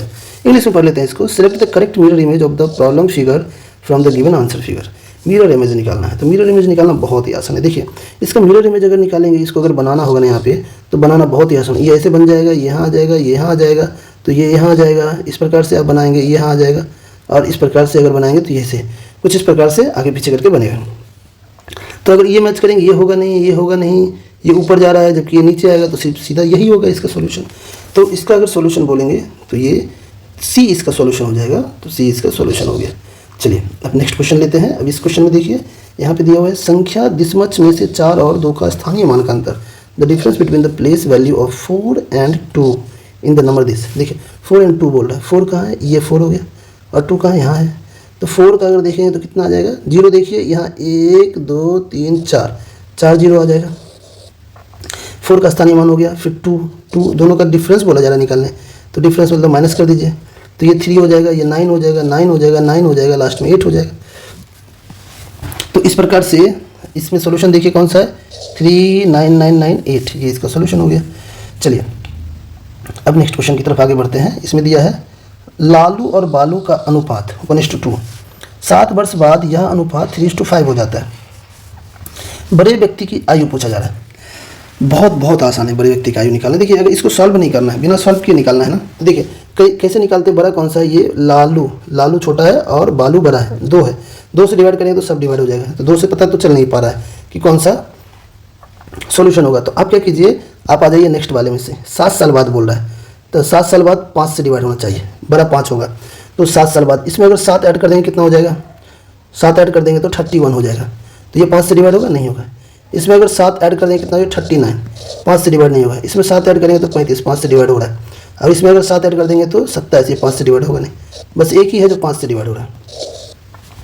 इसको सॉल्व करने की आवश्यकता ही नहीं। अगर आप सॉल्व करना चाहेंगे तो कुछ इस प्रकार से सॉल्व करते हैं, 1x/2x प्लस 7 साल बाद बोल रहा है, दोनों में 7 ऐड कर दिया, रेशियो 3 और 5 हो गया। सॉल्व करेंगे, x निकालेंगे, और x अगर निकालेंगे तो आपका x का वैल्यू यहाँ पे आ जाएगा 14। तो फिर आपको निकालना कौन सा है, 2x, तो 14 दूनी 28 सॉल्यूशन हो जाएगा। तो कुछ इस प्रकार से सॉल्व करते हैं। आप ऐसे क्वेश्चंस को आसानी से सॉल्व कर पाएंगे। नेक्स्ट क्वेश्चन में दिया है जब मैग्नीशियम रिबन हवा में जलाया जाता है तो कौन सा यौगिक उत्पन्न होता है। तो जब ऑक्सीजन के साथ जलाते हैं ना तो ऑक्साइड बनता है, तो मैग्नीशियम ऑक्साइड बोलेंगे। चलिए नेक्स्ट क्वेश्चन लेते हैं। नेक्स्ट क्वेश्चन 57 में दिया हुआ है किसी त्रिभुज का आधार उसके समान क्षेत्रफल वाले समांतर चतुर्भुज के आधार का आधा है। त्रिभुज और चतुर्भुज के आधारों से संलग्न ऊंचाइयों का अनुपात क्या होगा। बोला जा रहा है, इंग्लिश में पढ़ते हैं, the base of a triangle is half the base of a parallelogram having the same area as that of the triangle. यानी एक ट्राइंगल है, the ratio of the corresponding heights of the triangle to the parallelogram will be. Height का बोला जा रहा है ratio निकालने के। तो आप पहले ट्राइंगल बना लीजिए, ये ट्राइंगल हो गया। अब जैसे ये ट्राइंगल बनाए ना वैसे ही बना लीजिए आप पैरेललोग्राम, कुछ इस प्रकार से। क्वेश्चन में ये चीज़ बहुत इंपॉर्टेंट है, उसके समान क्षेत्रफल वाले समानांतर चतुर्भुज के आधार का आधा है। यानी त्रिभुज कितना है, इसका जो बेस है ना वो आधा है, इसका यहाँ पे जो रहेगा बेस उसका समानांतर चतुर्भुज का डबल रहेगा, और त्रिभुज का जो आधार है वो आधा है। तो इसका अगर b लिए तो इसका 2b आ जाएगा, और इसका हाइट ले लीजिए आप h1 और इसका हाइट ले लीजिए h। तो इसका फॉर्मूला क्या हो जाता है, ट्राइंगल का होता है हाफ इंटू बेस और इंटू हाइट। हाइट क्या होगा h1, और ये पैरेललोग्राम का क्या होता है, समानांतर चतुर्भुज का बेस इंटू हाइट। बेस कितना है 2b, इंटू हाइट कितना है h2, इसका h2 लिख लीजिए। अब h1/h2 निकालना है आपको, h1/h2 निकाल लीजिए। उसके लिए b और b कैंसिल हो जाएगा, 2 दूनी 4 हो जाएगा, 4/1 हो जाएगा। तो इसका सोल्यूशन हो जाएगा ऑप्शन 4। अब नेक्स्ट क्वेश्चन यहाँ पे ले लेते हैं। ये क्वेश्चन रीजनिंग से बहुत ही आसान है। देखिए इसमें मैच करना बहुत ही आसान है। मैच की जैसा ये वाला पोर्शन है ना, इसी का सिमिलर पोर्शन यहाँ होना चाहिए, और वो यहाँ पे मैच कर रहा है, ये आप आसानी से सॉल्व कर लेंगे। नेक्स्ट क्वेश्चन देखिए यहाँ पे आगे हम लोग, इसमें देखिए क्या दिया हुआ है, यदि घोल से धातु A धातु B को प्रतिस्थापित करती है तो धातु A के बारे में पूछा जा रहा है। If metal A displaces metal B from its solution then metal A के बारे में कौन सा सही है। जब भी डिस्प्लेसमेंट की बात करता है, जैसे 2 मेटल है और एक मेटल क्या कर रहा है, दूसरे मेटल को डिस्प्लेस कर दे रहा है, हटा दे रहा है। इसका मतलब जो हटा रहा है किसी को वो ज़्यादा क्षमता है उसमें, ज़्यादा शक्तिशाली है, यानी ज़्यादा रिएक्टिव है, ज़्यादा रिएक्ट कर सकता है, इसलिए वो हटा दे रहा है। बहुत इंपॉर्टेंट ये चीज़, इसको ऐसे याद रखिएगा कि उसका क्या होता है, रिएक्टिविटी ज़्यादा होता है, यानी ज़्यादा रिएक्टिव, मोर रिएक्टिव जो डिस्प्लेस करता है। बहुत बहुत इंपॉर्टेंट, ध्यान रखिएगा। नेक्स्ट क्वेश्चन लेते हैं। यहाँ पे दिया हुआ है सीता की बाल्टी की धारिता रामू की बाल्टी की धारिता से 3 गुना है। तो सीता और रामू के बाल्टी की धारिता बोला जा रहा है। तो सीता का जो धारिता है वो रामू की बाल्टी से 3 गुना है। तो रामू की बाल्टी से 3 गुना कर देते हैं, 3 गुना धारिता हो गया। सीता एक खाली ड्रम को भरने के लिए 60 बार बाल्टी पलटती है, 60 बार पलटती है सीता। और यदि सीता और रामू दोनों मिलकर इस ड्रम को भरने लगते हैं तो उस दोनों को कुल कितनी बार बाल्टी भरकर ड्रम में पलटनी होगी। अब देखिए मोस्ट इंपॉर्टेंट यहाँ समझिए, यहाँ पे अब यहाँ पे सीता क्या कर रही है, क्वेश्चन में दिया है सीता एक खाली ड्रम को भरने के लिए 60 बार बाल्टी पलटती है, जबकि इसकी धारिता देखिए कितना है, धारिता 3 गुना है, फिर भी 60 बाल्टी देती है। 60 बाल्टी चाहिए इसको, तो इसको कितना चाहिए, इसको चाहिए होगा 180 बाल्टी, क्योंकि इसकी धारिता 1/3 है, कम है, तो 180 चाहिए। अब इस दोनों को बोला जा रहा है कि भरना है, दोनों का भरना है तो दोनों ही मिलकर डालेगा। तो अब क्या कीजिए, यहाँ से सॉल्व कीजिए, और सॉल्व करने के लिए इस प्रकार से ऐसे सॉल्व कीजिए, दोनों एक साथ बोल रहा है तो दोनों एक साथ का ये फार्मूला होता है। तो ये याद रखिएगा, a × b upon a + b, ऐसे होता है फार्मूला एक साथ काम करने के लिए। तो 6 × 24 कर लिए और 4 से डिवाइड कर दिए इसको, तो 45 आ गया। तो इसका सोल्यूशन 45 हो जाएगा। चलिए अब नेक्स्ट क्वेश्चन लेते हैं। इसमें दिया हुआ है, दिए गए प्रश्न पर विचार करें और निम्नलिखित प्रश्न का उत्तर देने के लिए निम्न में से कौन सा कथन पर्याप्त है। यदि x ने इतिहास, भाषा और विज्ञान में औसत 50 अंक प्राप्त किया तो विज्ञान में उसे कितने अंक प्राप्त हुए। देखिए विज्ञान में कितना प्राप्त हुआ वो पता करना है। तो यहाँ पे दिया हुआ है उसका इतिहास और भाषा में औसत अंक 25 है। देखिए इतिहास और भाषा में दे दिया है, अगर दोनों का दिया हुआ है तो विज्ञान निकल जाएगा, क्योंकि यहाँ तीनों का दिया है क्वेश्चन में, तो इससे तो संभव है। और बोला जा रहा है इसमें उसे भाषा में 30 अंक प्राप्त है। तो सिर्फ अगर भाषा की बात करते हैं, क्वेश्चन को देखिए, मैं इससे थोड़ा समझिएगा, सिर्फ भाषा का दिया हुआ है, सिर्फ भाषा का दिया हुआ है, तो भाषा का दिया है तो इतिहास और विज्ञान दोनों में से कोई भी नहीं निकल पाएगा, ना विज्ञान निकल पाएगा ना इतिहास। तो क्योंकि 3 में से 2 कोई होना चाहिए, तो इससे तो निकल नहीं पाएगा। तो यानी इसका सोल्यूशन अगर बोलेंगे तो पहला, और इसमें एक ही है कथन जो सही है। तो इसमें से कौन सा ऑप्शन है जिसमें एक कथन बोला जा रहा है, 1 alone is sufficient, 2 is not sufficient. तो इसका ये सॉल्यूशन हो गया। अब नेक्स्ट क्वेश्चन देखते हैं क्या बोला जा रहा है इसमें। निम्नलिखित क्रम में प्रश्न चिन्ह द्वारा दर्शाए गए अनुसार एक अक्षर अनुपस्थित है। अब देखिए अक्षर अनुपस्थित है तो इसको पहले लिख लीजिए। n का मतलब 14 हो गया, l का मतलब 12 हो गया, j का मतलब 10 हो गया, h का मतलब 8 हो गया। तो अब कितना आएगा, 6 आएगा। कैसे, 2 का डिफरेंस है, समझ में आ रहा है आपको। 6 का मतलब f होता है, यानी ये f आ जाएगा। चलिए अब नेक्स्ट क्वेश्चन लेते हैं। अब इस क्वेश्चन में देखिए दिया हुआ है a और b किसी काम को 12 दिनों पूरा कर सकते हैं, और a को कार्य पूरा होने के कुछ दिन पहले कार्य छोड़ना पड़ा, और इसी कारण से कार्य को पूरा करने में 16 दिन और लग गए। यदि अकेला ए इस काम को 21 दिन में कर सकता है तो काम को खत्म होने में कितने दिन पहले ए छुट्टी पर चला गया। काम को खत्म होने के कितने दिन पहले चला गया, ये पूछा जा रहा है। अब देखिए मैंने आपको टाइम एंड वर्क में एक इक्वेशन बोला है बनाने के लिए, और अगर एक इक्वेशन बना लेते हैं तो वहाँ से आपको सॉल्व करना आसान हो जाता है। Dash the trigger. तो देखिए उस ट्रिगर को सॉल्व की मदद लेंगे। पहले तो ये देख लीजिए, दोनों मिलकर कितने दिन में कर रहा है, 12 दिन में कर रहा है, और अकेला एक कितना दिन में कर रहा है, 21 दिन में कर रहा है। और इसका फार्मूला क्या होता है, किसी अगर दोनों का टुगेदर दिया रहता है और किसी एक का दिया है तो दूसरे का निकालना है, तो आसानी से निकल जाता है। इस दोनों का डिफरेंस निकालेंगे, कितना का 9 लिख देंगे नीचे और इससे डिवाइड कर देंगे। तो 3 से करेंगे तो यहाँ 4 हो जाएगा और यहाँ पे 7 आ जाएगा, 7 चौक 28 हो जाएगा। यानी अगर ए 21 दिन में कर रहा है ना तो बी कितने दिन में करेगा, 28 दिन में करेगा। ये निकाल चुके आप। अब इसको ऐसे कीजिए, ए 21 और बी कितने दिन में, 28 दिन में, और बराबर कितना करेगा, एक काम करेगा। यानी टोटल्स बोला जा रहा है इसमें। इसी कारण से कार्य को पूरा करने में 16 दिन लग गया, मतलब 16 दिन अधिक नहीं लगा है, क्वेश्चन में टोटल 16 दिन लग गया। तो 16 दिन मतलब बी 16 दिन कार्य किया, लेकिन ए 16 दिन के पहले ही चला गया। कितना दिन पहले चला गया, एक्स मान लेते, ये निकालना है आपको, बस इसके लिए सॉल्व करना है। और अगर इसको सॉल्व कर लेते तो सोल्यूशन निकल जाएगा। अब इसको कैसे सॉल्व करेंगे, यहाँ से नीचे एलसीएम ले लीजिए। तो अब इसका एलसीएम ले लेते हैं। इसका एलसीएम ले लेंगे तो 84 आ जाएगा। 84 आएगा, 21 से डिवाइड करेंगे 4, इसको 4 से मल्टीप्लाई करना पड़ेगा, इसको यहाँ को 4 से मल्टीप्लाई करना पड़ेगा, 16 चौक 64 और -4x आ जाएगा। देखिए कैलकुलेशन समझना जरूरी है। इससे डिवाइड करेंगे तो 3 आएगा। 3 अगर आएगा तो 3 को 16 से मल्टीप्लाई करेंगे, 48 यहाँ लिख दिए। अब यहाँ पे इक्वल टू 1 हो गया, इक्वल टू 1 हो गया यहाँ पे, और नीचे कितना आ गया 84, तो इक्वल टू 84 यहाँ आ गया।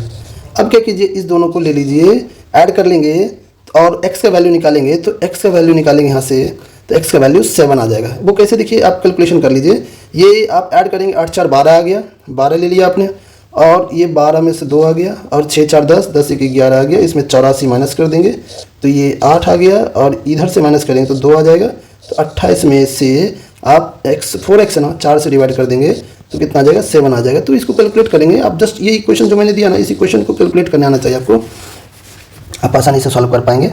चलिए नेक्स्ट क्वेश्चन लेते हैं। अब देखिए यहाँ पे क्वेश्चन में दिया हुआ है, यौन प्रजनन में माता पिता का योगदान होता है। In sexual reproduction a parent contributes, क्या कंट्रीब्यूट्स करता है, हाफ ऑफ देयर जीन्स।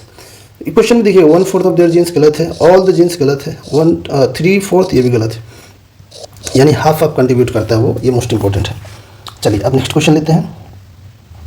यहाँ पे दिया हुआ है, नीचे दिए गए कथन को सत्य मानते हुए बोला जा रहा है निष्कर्ष निकालने के लिए। सभी बाज चील हैं, सभी बाज ले लेते हैं, ये बाज है, और सभी बाज क्या है, चील है, ये चील ले लिए। सभी चील पक्षी है, तो सभी के सभी चील पक्षी हैं।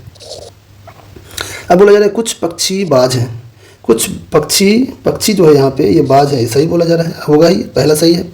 कुछ बाज पक्षी है, कुछ बाज पक्षी, ये भी होगा, दोनों सही है। तो इसका सॉल्यूशन दोनों ही होगा, ए और बी।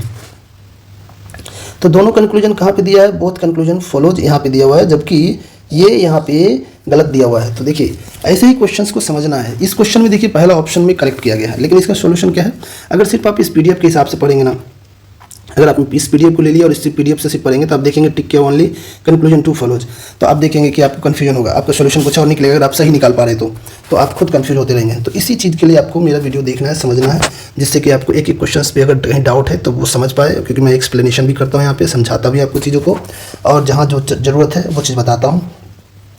चलिए अब नेक्स्ट क्वेश्चन लेते हैं। यहाँ पे देखिए क्वेश्चन में दिया हुआ है, न्यूटन द्वारा गणित की निम्नलिखित शाखाओं में से किसका आविष्कार किया गया था। Which of the following branches of mathematics was invented by Newton. Newton ने कैलकुलस का आविष्कार किया था। तो ये मोस्ट इंपॉर्टेंट है, इसको आप याद कर लीजिएगा, ये क्योंकि ये याद करने की ही चीज़ है। चलिए अब इस क्वेश्चन को समझ लेते हैं। यहाँ पे देखिए क्या दिया है, गोलाकार दर्पण की प्रतिबिंब सतह के केंद्र को क्या कहा जाता है। इंग्लिश में पढ़ लेते हैं, the centre of the reflecting surface of a spherical mirror is called. देखिए रिफ्लेक्टिंग सरफेस के सेंटर को, ये जो सेंटर होता है ना, इसको क्या कहा जाता है, इसको पोल बोलते हैं, दिस इज कॉल्ड पोल। और फोकस क्या होता है, देखिए फोकस इसमें दर्शाया गया है, फोकस कहाँ है, और ये सेंटर ऑफ कर्वेचर कहाँ है, ये दर्शाया गया। रेडियस कौन सा है वो, ये चीज़ को आप इससे स्टडी कर सकते हैं, और बहुत ही आसान है।